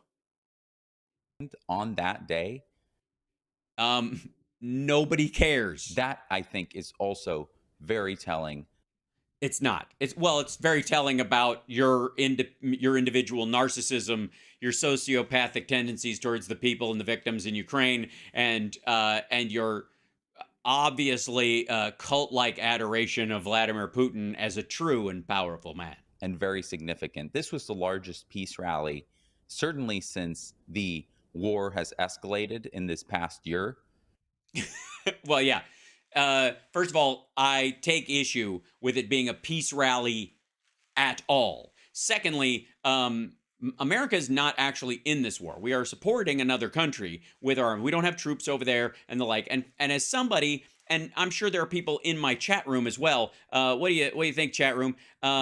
Who during the beginning of the Iraq War especially, and the Afghanistan War, were protesting against its existence, even going back to the 91 Iraq War, when we had protests in the streets. Anybody remember going to those? The 11-day or 21-day war that we went through back then, that we all went into the streets and told them to fuck off and get out of there because it was our country invading another country and we didn't want to be a part of that. And we were A, against it, and B, allowed to do it. Even if we weren't able to stop it, the peace rally itself was allowed to go forward. Unlike in Russia, where if you do, you're jailed. So I would rather be in the country where I can protest something out in the open, just like these assholes. I mean, the fucking irony that this dude can have a peace march, he calls it, an anti-US involvement in Ukraine for the benefit of Russia rally. And you know what happens to him? You know what happens to him at the end? He gets laughed at, and that's the end of it. Meanwhile, in Russia, people are getting scooped up off the fucking street like the old Soviet Union is back. And this asshole is rooting for that side. He wants that here. Yeah, exactly. No blood for oil. Like, we were all out there about this. I remember everybody, we're like, why the fuck are we going into Iraq? I think it was at 4 of those fucking things. Anyways, like, yeah, try having your little gathering and getting a pat on the back from some dickhead in Portugal, in Russia. And probably since the Iraq war protests, since the real ones, 2007. So it's very significant. It's had a big impact. No, it hasn't. And then, of course, there was the hilarious fact that MSNBC undermined its own kind of ridiculous caricature of the rally by having a reporter on the ground who interviewed people, as you and Dan covered yesterday, who revealed that, in fact, the rally had nothing to do with this kind of stereotype that they were trying to create of everybody there being Putin puppets or being... That's because the only people that would talk to her, or the only ones that MSNBC would run with who didn't swear or freak out, the people with the Russian flags weren't coming over to chit-chat. You know, some crazy fringe like wingnut. These are people from across the political spectrum, just Americans who... Yeah, especially the ones with the neo-Nazi flag. Want peace, who are tired of their hard-earned tax dollars going to killing people abroad, $100 billion, who are tired of giving up their freedoms for war, who are tired. What freedoms?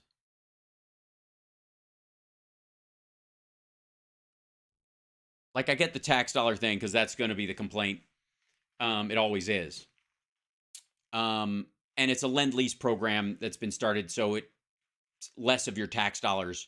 You're actually going to, congratulations, American taxpayer. Technically speaking, it'll take a long time, but you're a war profiteer. You will eventually make money on this lend-lease thing, a smidgen, a little bit of interest, but for a good cause.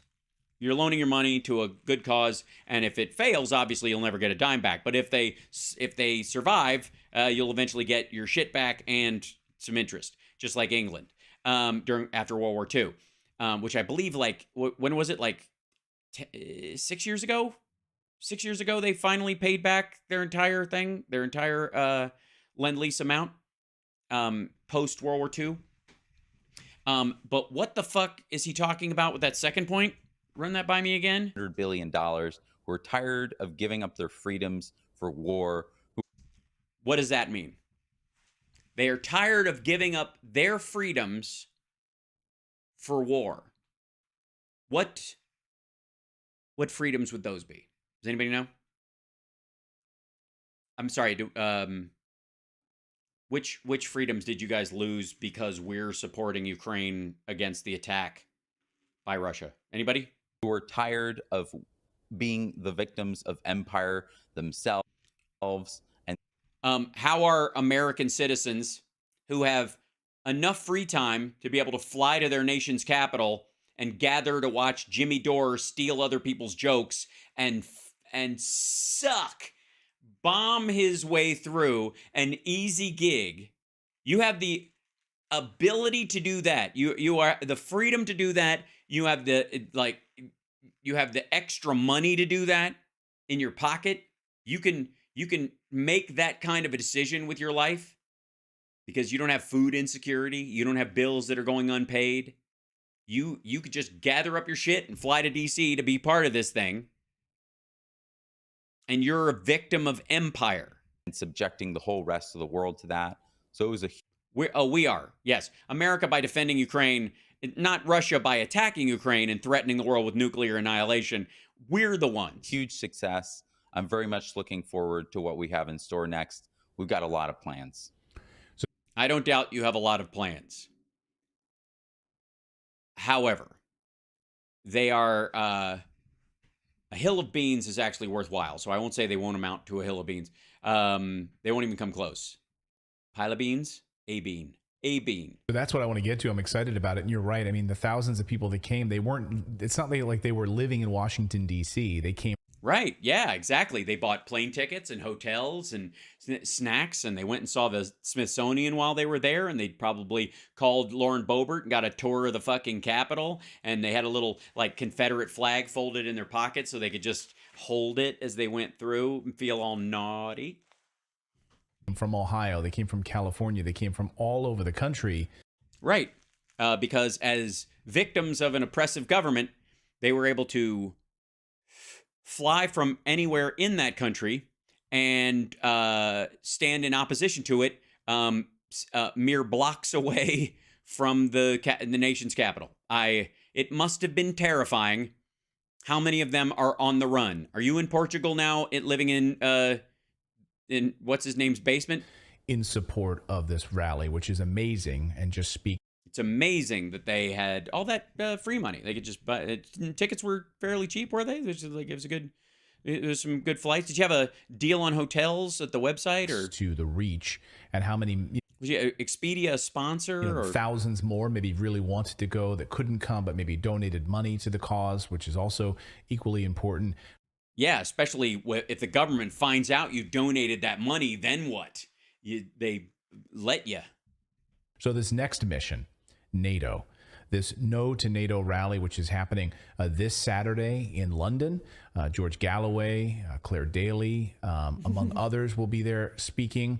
So tell us about... Among others, Russell Brand and Claire Galloway and About the no to NATO, what was the start of this, the gestation of this project? Because the genesis, you mean? Nah, fuck it. this one, The gestation. Let's just go with, how long did it sit in the fake womb, in the test tube, growing as it went through all the phases where it became a I fetus? am very interested in. I'm so interested. I can't travel there because of extradition in England will get me sent back to the United States to face justice. But what's it like? Tell me. Be my eyes. That's right. This is huge. And Huge. all credit, this is our partner rally in London. All credit to former members of parliament in the UK, George Galloway, Chris Williamson, with the Workers' Party and the Socialist Party. Mm-hmm. All the people who don't like a functioning government and wish that the USSR had survived and are still pissed. In the UK, and also current and sitting members of the European Parliament, MEPs Claire Daly and Mick Wallace. Right, the two Irish people who are weirdly on Putin's side. Who are just incredible heroes of peace, will be there. Loki, many other incredible people. Loki, the god of mischief? Will he be wearing the big golden horns? Or Rage Against the War Machine speakers, Max Blumenthal and Anya Parampil will well, yeah, obviously this is all ginned up so you guys get to travel on other people's dime. We get be that. there. And so this is going to be another big gathering, and they're focusing on abolishing NATO, as one of our demands was as well. And Yeah, that'll happen. Good luck with that. so they'll be rallying in London. They actually haven't even revealed the location yet, despite the fact that the event is this Saturday, on the 25th of February, because they scheduled 2 different venues before this, and then there was a smear and hate campaign against them that targeted the venues, that led the venue to cancel on them twice. Oh dear. Wow. Oh dear. So people, the people who have the venues, who own the venues, saw who was going to speak, thought those people were disgusting, pro-Putin warmongers who want to give the Russians a chance to reload and murder everyone and then dismantle whatever defenses Europe has against Russian hegemony in the region, which Russia brags about non-fucking stop. And that person didn't let you. That's weird. And so they're not even releasing the name of the venue until basically immediately before the event. So that it can be canceled immediately and you all have to meet on the steps and then they can firebomb the place like a bunch of dickheads. So that's the degree to which these kind of pro-NATO, pro-war. Yes, pro-NATO, pro-war, pro-Russian invasion. Oh, no, that's you guys. Sorry. Forces don't even want anybody who is opposed to this war to express that. No. For the record, you can't actually say that because in this particular case, this is not a no to war in general peace rally that you're talking about. This is a get rid of NATO gathering. That's a very distinct thing. That is not the same thing as being anti-war. That's like saying I am against gun violence, but I'm only picketing against bulletproof vests. If people would stop wearing bulletproof vests, the gunfights would be over sooner. It's amazing. Do you It's so amazing. happen to have any idea who's behind this smear campaign? Just people with morals and who live in reality. It's gross. These attacks. I mean, we've seen certainly the deep state has, Yeah, the deep state. I mean, obviously they're going to do it. You get, if you go by, the deep state has that billboard out on 41 and you can drive by it and that's where they give the message out. It looks like an ad for a DC movie, but if you stare at it long enough, you know they're sending you a message. Militarized social media accounts before, weaponize these accounts to go after and to try to push these messages out to try to stop. Ooh, I feel seen. These sort of anti-Ukraine war movements and so forth. So do you have any idea this time who's behind these attacks? Anti-Ukraine war movements. Oh, anti-Ukraine war movements or anti-Ukraine war movements? All right. Well, it seems to be these same kind of NAFO forces, which are, of course, just a complete astroturf project of the intelligence agencies. Mm-hmm. Yeah, obviously. I mean, that's what I am. I don't know if you guys know this. I don't actually exist. I was created by AI anyways. The Pentagon drafted me up. I as a first generation, I think they did pretty darn well. Obviously, the new ones have blue eyes and are much taller and prettier, but I'll do in a pinch. You know what I mean? And I'm kind of like Wally. I may not be pretty like Eve, but I can still do my job. Eva, but I'm out there, and everything I say is obviously fake and comes from a place that I truly don't believe, because I really just say it because I got nothing better to do. Yeah, that's what it is. Most of us say fuck you to these people because what else are we gonna do? Learn to play piano? Jesus Christ! That are really waging essentially these harassment campaigns Boo-hoo. against the venues. Oh no! In order to get them canceled. Oh no! That would mean. And besides that, I'm not. Yeah. Besides that, not sure who else may be responsible, but excuse me. Just establishment. Just say establishment. Deep state. We all know what you mean. Illuminati, eyes wide shut, lizard people. I think it's pretty clear. Ask Alex Jones. I think there was a similar campaign waged against us, actually. Of course you do. It couldn't possibly be that more people weren't interested than were, and that you had a pitiful turnout that was completely predictable for a free event, which was a mixture of people who are anti-vax, pro-Russia, like audit the Fed. Oh my God, is Tulsi that pretty in person? Like a mix of that crowd. Couldn't be that there was just a spattering of 75 different groups attached to each individual that was speaking there and that lollygagged during the rest of it. That couldn't be it. It had to have been a plot. That's what I've been trying to tell you guys. I mean, I've said for a long time, I am being shadow banned by YouTube. That's right. By all the sites. Every site is shadow banning me. I'm being banned by the shadow. Who knows what evil lurks in the hearts of men? The shadow knows. And we ban HAL Sparks. They've been doing it, and only your likes and subscribes and thumbs ups and super chats and super thanks and what you would call it, the bits and bots and floops and bleeps and stars on Facebook. That's what I was trying to think of. Can save me from being shadow banned.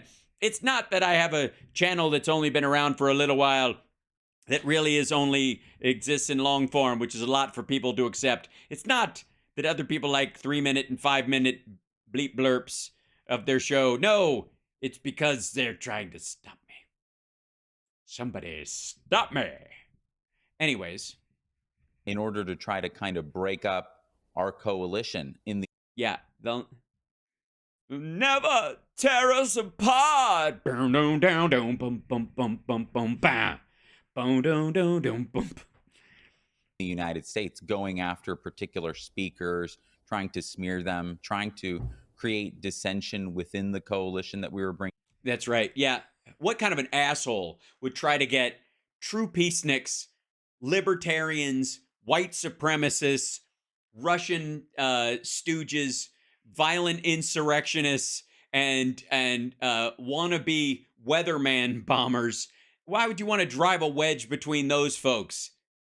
Together, which of course... Oh, you got the NXS right out of one line. That was good. It was the proper note, I'm just saying. Expand from left to right. By the way, does anybody else feel like they need to buy a different brand of paper towels? I think it was very deliberate. I spoke to others, including former member of Congress, Dennis Kucinich. He agreed. He said this has intelligence hands on it. Uh-huh. Yeah. Obviously, the running of this event and the words said from the stage didn't have any intelligence involvement. But yes, I would agree with you. I think those opposed to this thing do have a certain amount of intelligence. And so I think that there absolutely is a campaign that goes to intelligence, to our government, to try to smear and break up this new kind of chapter and revival of the anti-war movement. Yeah, no. All right, fuck you, dude. Like, all right, I know we're in the era of Trump and the fucking Kardashians, and the entire methodology of modern social media and shit is all about blowing smoke up your fucking ass yourself with a giant, just running a tube right to your rectum and screaming into it. But for God's sake, man, douse your fucking ego. Nobody cares. Here's a theory, and I'm going to float this with you. Maybe, and this is something we all have to confront. I deal with this all the time when my little station's just making its way, and then we get a big boost, and I'm like, all right, maybe it is good. Maybe the show is good. Maybe I get a good... I'm getting into the 10K on all of my videos now, where I used to have them at like 1. I'm like, that's a good sign. I feel like I'm moving. But at certain points, I was like, okay, where do I suck? And how can I fix that? And so I'm constantly... I mean, you can't be afraid of that. I am definitely, for the record, let's get philosophical for a moment, if I may, ladies and gentlemen. Some people will tell you that you should never regret anything because the past made you who you are. Well, if you have no regrets, you are ignoring the bad parts of your past that should shape your character to keep you from doing shitty things again the second time. Regret has a value. The other thing is that people like, you should just love yourself and believe in yourself no matter what. No. Sometimes you suck, and it's reflected in other people. People will look at you and go, nah, you suck. And go work on yourself. Don't go, no, I am perfect the way I am. You just don't understand. Look, if you're going to inflict yourself on the rest of humanity, work on getting your shit together. Nobody is a diamond in the rough. If you think of yourself as a diamond in the rough and people just have to come to you and you know, they just have to see the true beauty of me. I don't have to do any of the work. You are a bigger egomaniac than any of the people that you view as being, you know, the others that, you know, the elites or the shiny people or the fucking celebrities. How dare they walk around all pretty and fit and well-dressed and all that kind of shit. Won't people recognize me with my bad breath and kale in my teeth and my fly open and my dirty drawers? But underneath all that, there's a fine human being. Fuck you. And at the same time, maybe, just maybe, the turnout sucked because you suck. Maybe, just maybe, your message is ass. That has to be part of the... Maybe it isn't. Maybe at some point you're like, you know what? We were right the whole time. I go through that, certainly. You're welcome. But at some point, you have to factor that in. And even if you turn out to be correct, you can go, well, at least I truly was not afraid to question myself in the face of it. Meanwhile, these guys are going, no, it couldn't be that we had a parade of assholes with a dead message and a bizarre idea of what peace is, which seems to be the surrender of good people to bad on behalf of people that represent a thought form that no longer exists, meaning Russia, because we miss the fact that the USSR existed somehow. Yeah, it could be that. It has to be that someone is out to get me. Someone is trying to stop me. And we can't let them do it. We mustn't let them do it. Unless these people just decided on their own not to come, and then that, okay. Both in the United States and in the UK. Well, it's obviously spreading. I mean, you can't have a conspiracy, you know, on a global scale if it doesn't globalize. You know what I mean? You can't have just a bunch of people in Toledo making phone calls. So why should we say no to NATO? Why should NATO be ended? And this is the flag of NATO in a graphic form that he put up for God knows what reason. Probably so they could edit this. NATO is a warmongering tool of the United States, essentially. All right, okay, that should solve it. Warmongering tool of the United States. So they were, the NATO countries were not keeping up their part of the bargain. Have you listened to Trump's whole thing? They weren't building up military stuff. They weren't feeding military stuff into the NATO chamber, as it were. It is the weapon that has been used against Russia. It has? What, in Chechnya or Georgia? Or when they like took people out of Dagestan and forced them to fight in Ukraine, or when? There were some kind of pro-Ukraine war figures who showed up at the rally, and when I spoke with them at the rally on Sunday, ours, Rage Against the War Machine, and they were saying, Russia has this imperial project and these imperial aims, and they want to reconstitute the Soviet Union. Because they say that. Ridiculous. No, it is ridiculous. They're not going to do it, but they want to do it. There is no evidence of that.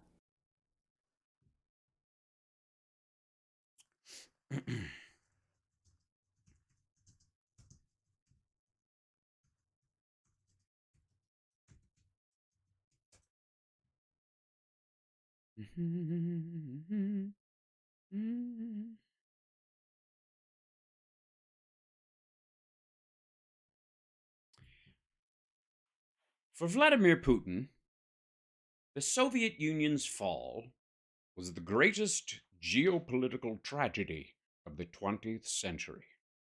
Russian foreign policy has sought to reimpose control over former Soviet countries. Vladimir Putin has been in office as a president or prime minister of the Russian Federation since August 9th, 1999, for more than 20 years. During the years of his presidency and premiership, he has pursued the goals of uniting Russian Federation into a strong, independent nation and restoring Russia's supremacy on an international scene as a great power. However, on his way to achieving these goals, the evolution of the Russian foreign policy has been viewed by other nations as Russia trying to gain influence over the post-Soviet countries and deterring the expansion of Western institutes, particularly NATO. Vladimir Putin began his career in 1975 when, at 4 years old, he snuffed a man with a rag dipped in radioactive material. He was serving as a foreign intelligence officer of the Committee for State Security, the KGB, for 15 years.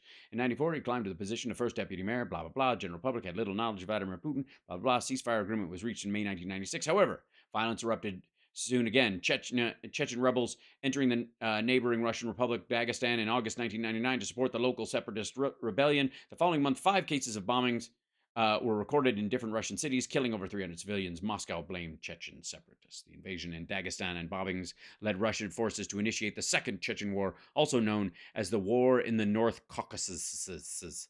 Vladimir Putin dealt with the crisis in Chechnya with surprising success.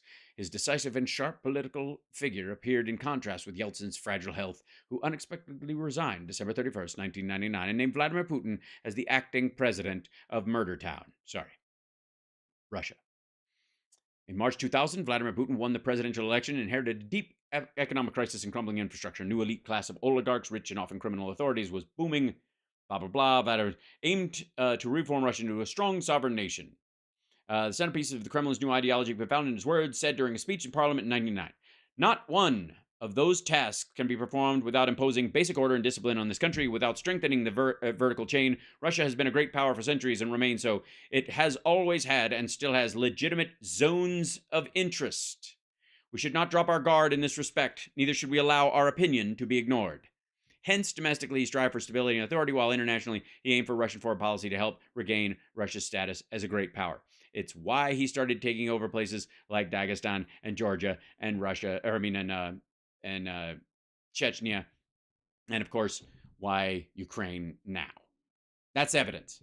You can say it's his own words aren't legit evidence because how much are they actually carrying it out? This goes back to, was January 6th an insurrection because it failed, or was it an attempted insurrection but not an actual insurrection because of the same reason? What I told them is, look at a map. Yeah.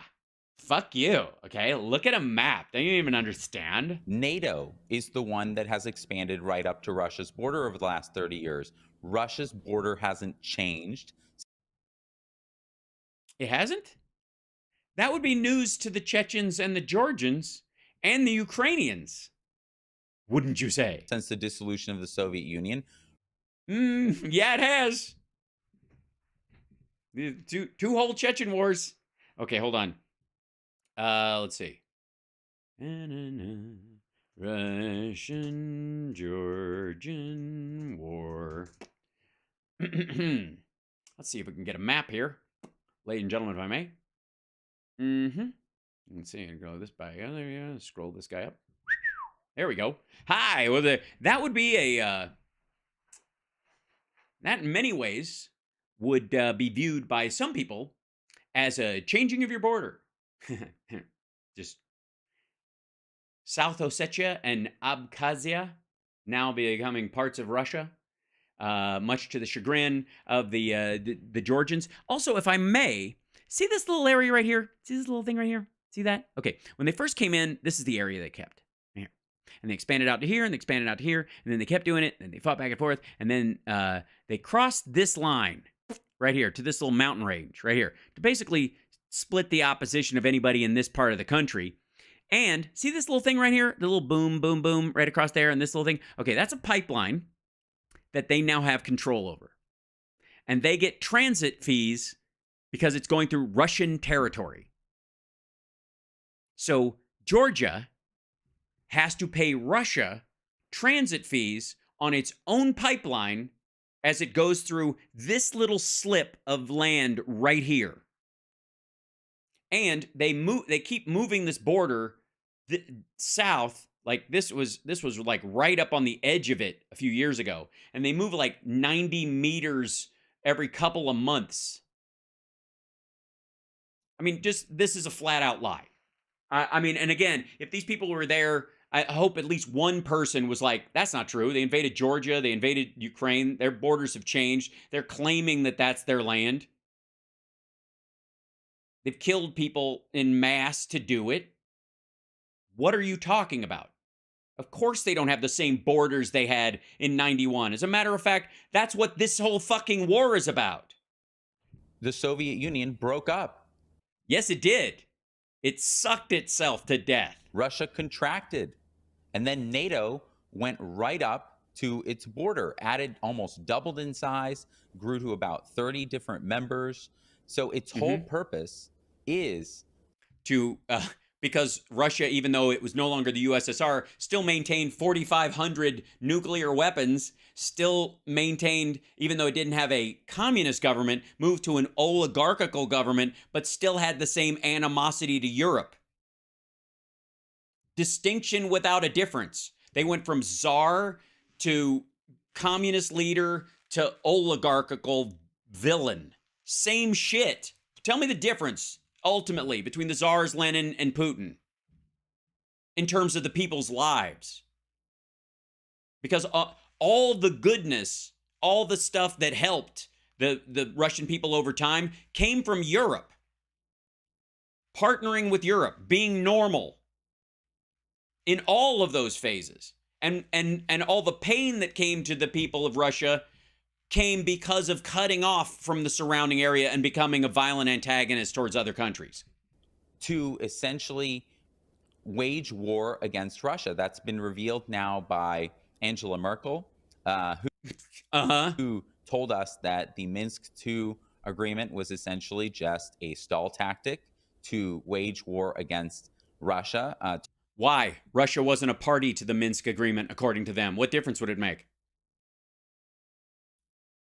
A, that's not what she said. But also, like, this is what every ceasefire they're asking for on Russia's side is about. But why? What does the Minsk agreement have to do with Russia at all? We looked at it this morning. I posted it. Anybody? Anybody? The Minsk agreement, Russia was not a party to the Minsk agreement. That's why it was in Minsk. It was between Ukraine, the main government of Ukraine, and the Luhansk and Donetsk local governments. And Russia fucked it up by because parts of the deal were you got to get foreign fighters out of the area. Ukraine didn't have any.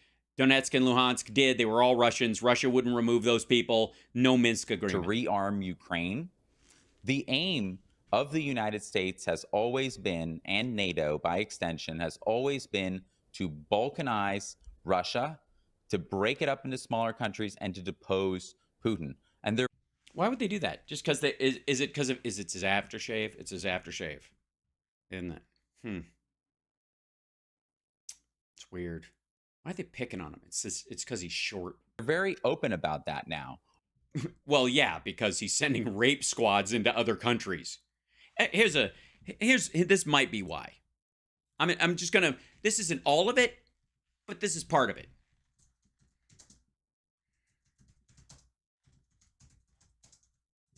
I don't know why. The NATO countries or any country, whatever, might have a bone to pick with Russia. Besides the fact that it sends assassins into other people's countries specifically to like snuff people in parks in Berlin and all that stuff, like old school low res Bond villain bullshit. But this might be part of it. This might have gotten under somebody's skin eventually. Putin's chef, Prigozhin, runs the Wagner Group, which is a up until this point, because they're not getting as much ammo as they want from the Russian military, has been thick as thieves and been sent by Russia as a satellite organization to both make money for the country and to carry out its more egregious political aims without getting the regular army messy, so they can take place. They can take part in war games with the rest of Europe and shit like that, and act innocent in that regard. Witnesses are pointing a finger at the Wagner Group over a series of gruesome killings that allegedly involved disemboweling several women. Ibam, Cameroon. It was the most barbaric act of violence Nas Ali said he has witnessed since the Central African Republic welcomed Russian mercenaries from the infamous Wagner Group, which some have called Vladimir Putin's private army, about 4 years ago. While having a conversation with a female friend under a mango tree about 50 meters away from his home and having a good view of his compound from where they both stood in the western car village of Bezare, the 32-year-old said he watched from afar as about a dozen Russian paramilitaries who appeared from nowhere dragged the wives of two of his neighbors out of the compound, stabbed them in their abdomen, and then disemboweled the two women. The women were screaming and begging for mercy. Ali, who now lives as a refugee in Cameroon, told the Daily Beast. The white soldiers, as many Carr refer to the Wagner mercenaries, didn't listen. They killed the women and removed their stomachs and intestines. The incident, according to Ali and other witnesses, occurred on December 6 last year. They said at least 6 other women in Bezare were killed in the same manner across the village. As I was leaving the village, I saw the body of a woman who was pregnant, Malik Tete, a 29-year-old bricklayer who had fled Bezare to Cameroon after the incident, told Daily Beast. They had cut her open, removed her baby and her intestines, and left them on top of her dead body. Following the violence in Bezare, thousands of people, according to Ali and Tete, fled the village to Bokaranga, about 27 kilometers southeast of Bezare. Many others, including the witnesses, sought refugee and settlements for refugees in the eastern part of Cameroon. We were scared that these white soldiers would return and kill all of us, so we had to leave the village.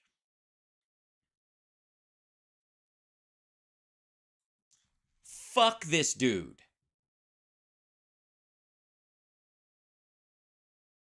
If I get to be horrified by the images at Abu Ghraib and seek to change the leadership of my fucking country because I am disgusted by the Bush administration's complicity and tacit support for that kind of horse shit, then this motherfucker has to wear that shit from Wagner like a goddamn hat.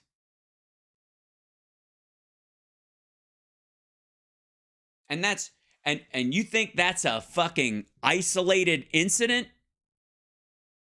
You think that was just a random Wagner moment? Considering, yeah, I don't want to gross everybody out on the tail end of this, but it's the 1-year anniversary of the beginning of this fucking war, and this guy's still apologizing for it. So,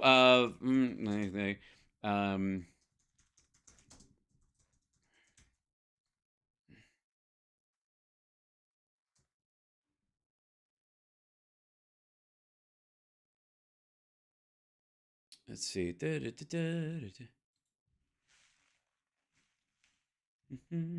Hold on one second. Find the actual. There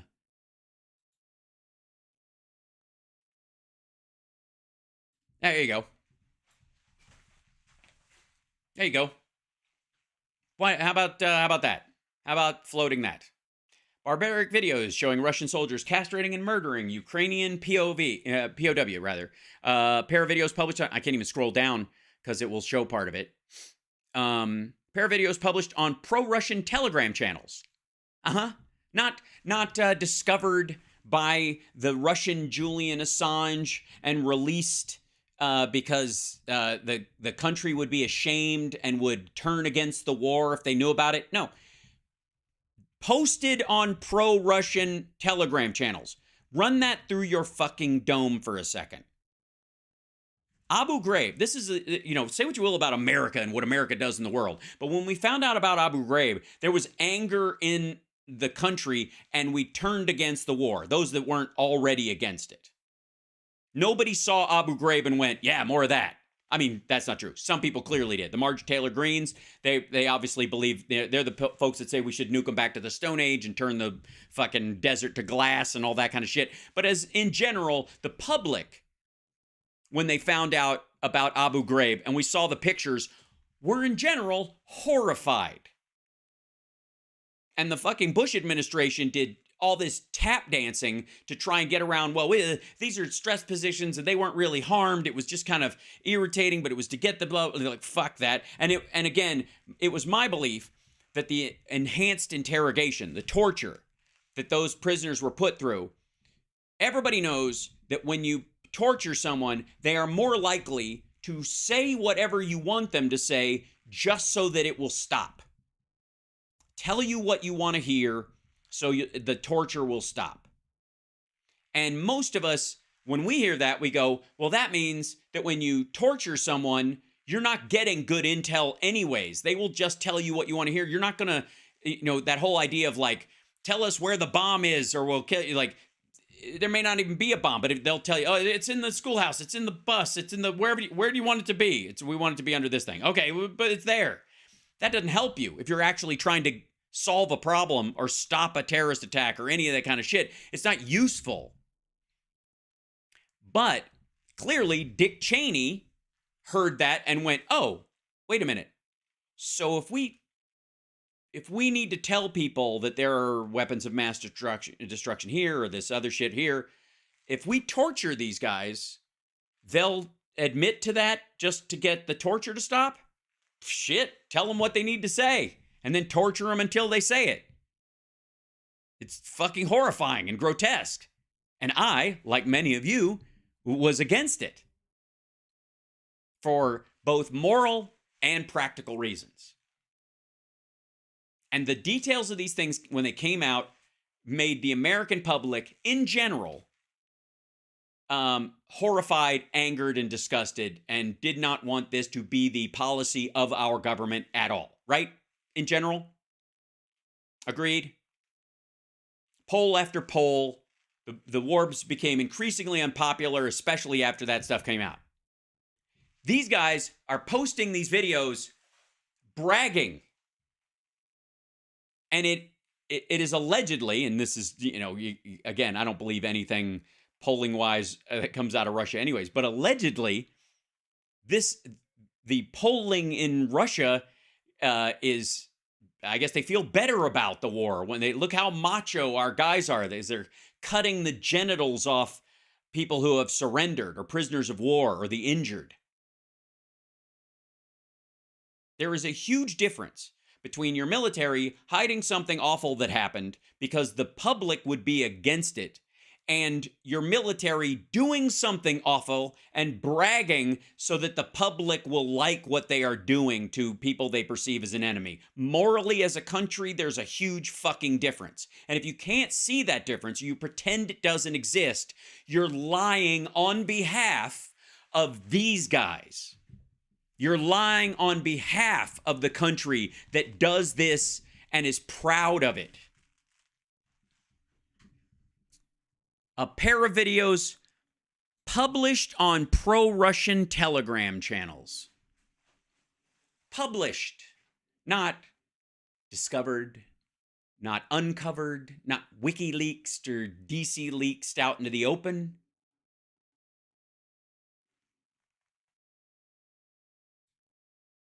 That's who this guy is defending. And if anybody wants to at me about any of this shit, any trolls that are watching this now or later, or any of this pricks stands that are out there, feel free. And I'll tell you up front, I am not paid by anyone. I am not given a briefing by intelligence people to give a certain point of view. I can read and I give a shit. And I can also spot a fucking phony out of experience. And this motherfucker is a phony. He's a liar. And he's grotesquely defending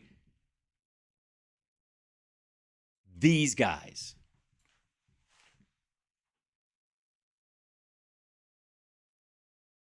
Because what he's asking for is for the Ukrainians to stand down in the face of this and trust that the people that do this are going to stop. They're never going to come back, and they're going to agree to borders and terms when they never have before.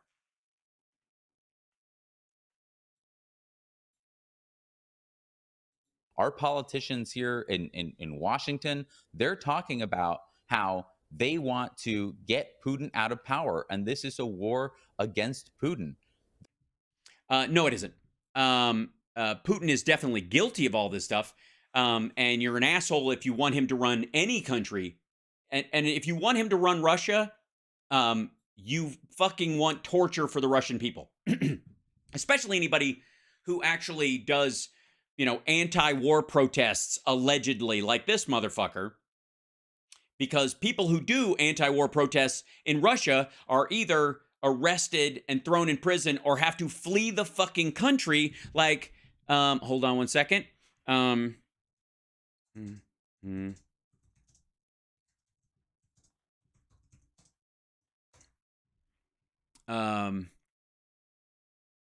see if I can hold this. Hold on.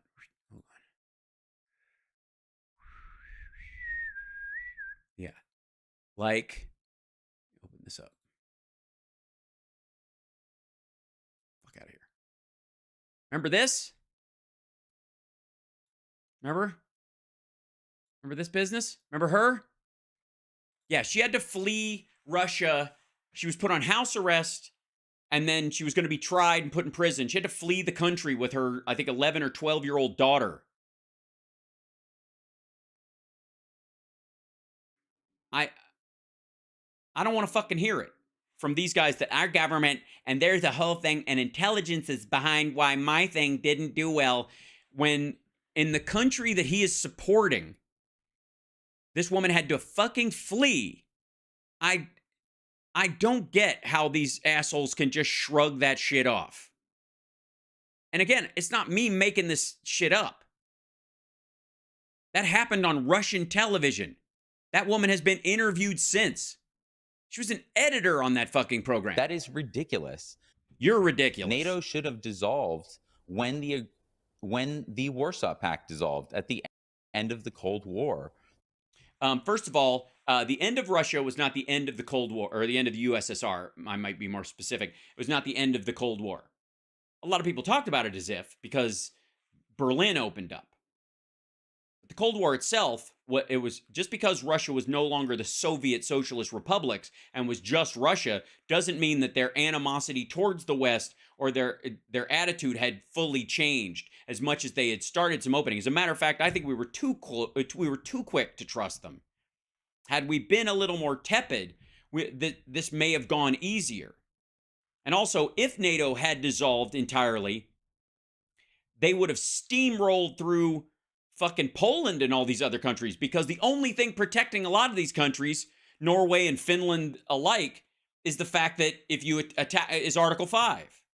If Article 5 didn't exist, you think Russia would have started with Ukraine? That should have been the end of it. Instead, it has been a tool of American hegemony and empire. Why? What's our empire?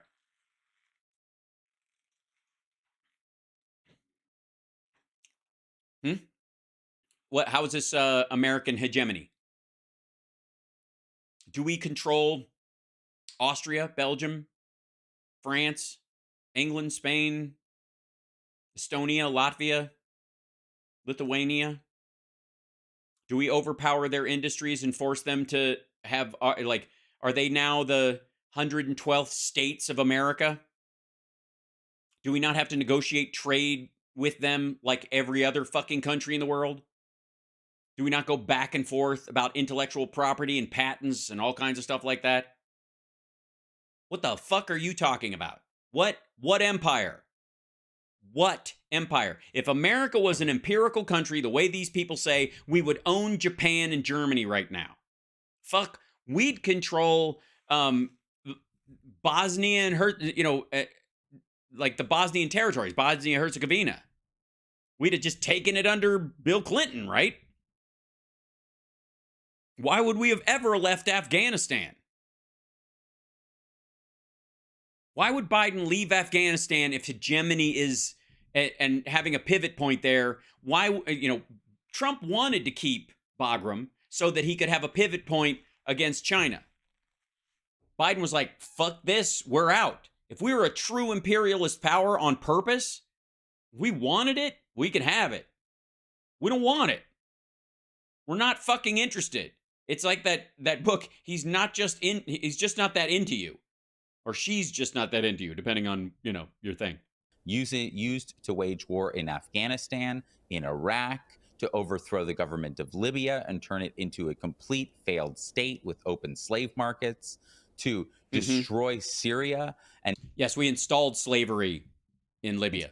Occupy a third of that country, the portion with the... I'm sorry, what part does Russia occupy currently? Also, the part with the oil revenue goes to the Kurds, goes to the Iraqi Kurds. Oil, so we can continue stealing their resources. We don't get their resources. There's not enough in that region to make a fucking difference. So it's just because we want that money to go to the Kurds and the northern Iraqis instead of to the Syrian government, who would use it as a weapon against their own people, but also so ISIS doesn't take that revenue. So that's why NATO needs to be abolished. It is completely outside of the paradigm of any kind of international law, completely outside No, it isn't. of the paradigm of the Security Council of the United Nations. No, it isn't. It needs to be abolished. There are billions, tens of billions of dollars that essentially it siphons from countries across Europe, the United States, Canada, to wage war against Russia. It's military. What? How? How has NATO ever waged war against Russia? I'm not talking about responding to something that Russia does. I'm talking about how. And again, I'm not going to, you can't say anti-ballistic missile systems so that Russian nukes can't reach their targets, because I got news for you. Standing down that shield is just dumb. We have that technology, we should use it. The idea that you wouldn't use a shield because somebody else might use their sword is ridiculous. But how? Notice how any of these motherfuckers say this? Anybody? militarizing all of the West now, all of the economies of the West, and of course, contributing to the militarization of even other economies outside the West, like Japan. All of this is in. Yes. The JAWS agreement, because Japan has become it's become necessary because of China fishing in its seas and North Korea launching missiles over it again, that the alliance with Japan and Australia and the United States to protect Taiwan, it's horrible violence. Wouldn't the world be a much more peaceful place if we just let China steamroll anybody in the South China Seas and Australia, and just let Russia take as much of Europe as it can eat? And then when its big old belly is fat and full of countries, we'll just all sit and live off. We'll get wind farms from it farting in our faces. Enormous waste of resources that should be going towards taking care of people in our own countries. That's right. Fuck those people. Like, why are we involved in what Germany does to the Jews 1937? It's none of our fucking business. We've got, we just had a stock market crash 10 years ago. We're still recovering from that. Why are we worried about something happening in a part of, Dachau, some part of Poland nobody can even pronounce? Instead of waging war against others, we have enough problems. Thank you, Audrey, by the way. And thanks, Fred. Thank you guys so much for the super chats. And Diana, thank you again. Problems in the United States. Massive homelessness, exploding homelessness. Yeah, there are no exploding homeless people. I'm just saying. Lack of health care, lack of education, lack of... No. You can say it needs improvement. And again, most of the problems we have in all these areas have to do with people stopping the funding going there, not the lack of funding itself. Of ability to take care of oneself here in this country. I'm sorry. If you can't figure out how to soap your folds, it's none of my goddamn business. Why are we spending $100 billion waging war against Ukraine and billions more? Well, that's easy. We aren't. I don't know what you've been reading, but we are not spending billions of dollars waging war against Ukraine. Financing NATO. I don't know. I'm starting to think this guy's talking out of his ass. It's the ultimate question, right? It totally is. It's the ultimate question. What the fuck are you talking about? Because it keeps the military-industrial complex burning and churning as an excuse to funnel more weapons, more money. No. You know who does that? Vladimir Putin. I got news for you. If that motherfucker didn't attack somebody, our money would have been spent on the infrastructure industrial complex, and we'd have been just fine. We already budget maxed ourselves for military spending. Nobody was like, oh shit, they cut the military budget in half. We got to jumpstart this shit. Just goofy. Money into this endless furnace, this cauldron of money-burning machine. Oh, we're not in Afghanistan anymore. And by the way, can I just 1 second real quick? I know give me 1 second. Excuse me. Hi. Can I help you, young man? Come here. Hi. What did you? I'm doing a show. You're just meowing outside the door, and what's happening? What is it? I'll get you a snack in a minute. The show's on. I know I went long. I know, buddy. Hush. What you doing? I'm not okay. Hang on. He's a big boy. This is Chip, everybody. Chip, everybody, Chip. Hi, buddy. What you doing? You little kitty. You're such a good boy. You are. You're a good boy. Do you want a snack? Is that what it is? I will. A couple more minutes. I'll get you a snack. Okay, I promise. I'll come in a minute. Give me a second. It's like, wait a minute. You can't shut the door again, asshole. All right. Oh, Chipster. So, anyways, sorry we interrupted this dickhead in a moment of prayer. Enriches the military-industrial complex, and yeah, it was totally words that I've heard other people say as a way of getting what I want. That I will appropriate for my own use that I don't actually feel, but I understand that if I say them, a certain segment of the population will sit up like a dog when somebody says walk. Takes the lives of countless thousands, millions Oh, JD, thank you so much. Chip loves you too. Diana, thank you so much. of people in their wars. Well said. Yeah, so good. I don't know what it was, but it was good. I mean, you hit all the buzzwords in some semblance of an order. None of it made any fucking sense, but we appreciate you coming on and gargling Putin's balls like some sort of weird Russian circus act. Well said. And on this show, we are absolutely big proponents of what you're talking about. Yeah, what you said about the thing, we're into that. Yeah, I've been thinking about that myself. As a matter of fact, I brought up what you said before you said it the other day, before I even thought it. So where can people, if they happen to be in London, of course, we don't have an exact location.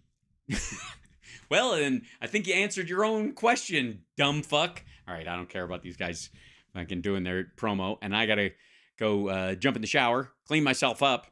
My girl and I are rushing off to see Steel Panther tonight.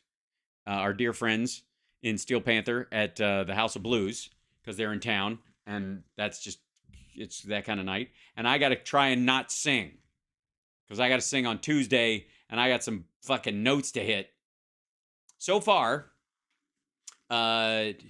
Dreams, Right Now, and Best of Both Worlds.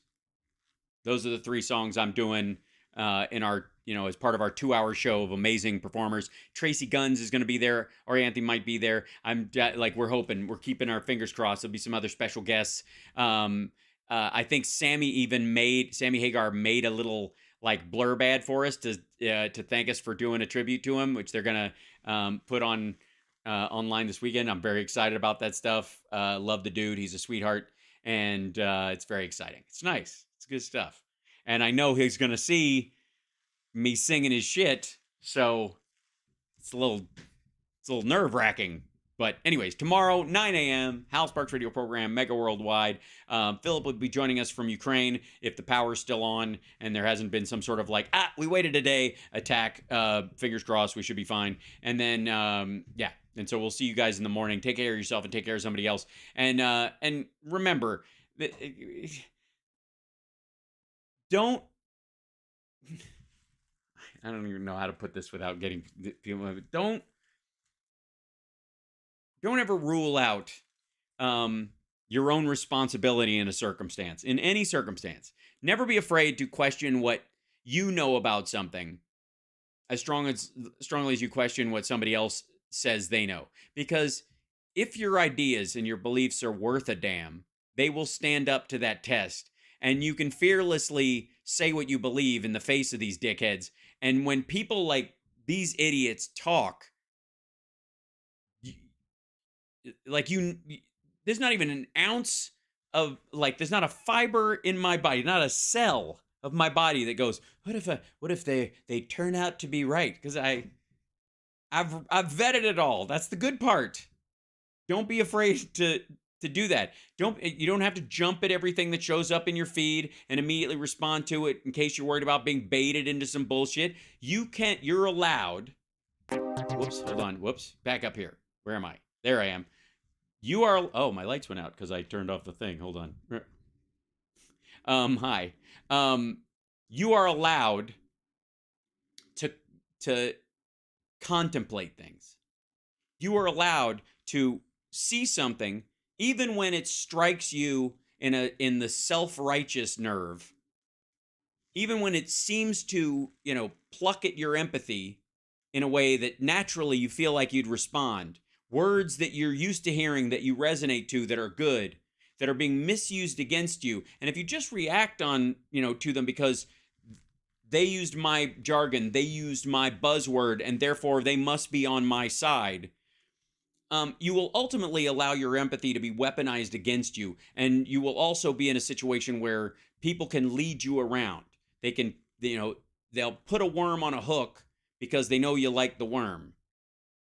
And it's okay not to take the bait. It's okay to sit back and go, you know what? I'm gonna contemplate this from a distance for a while. It's all right. Take care of yourself and take care of somebody else, and I'll see you in the morning. It's gonna be good. Okay. That's my bad. There you are. And bye, chat room. Hold on. Let me see if I can say bye, chat room. There you are. Bye, chat room. See you later. Bye. Yes, TYT.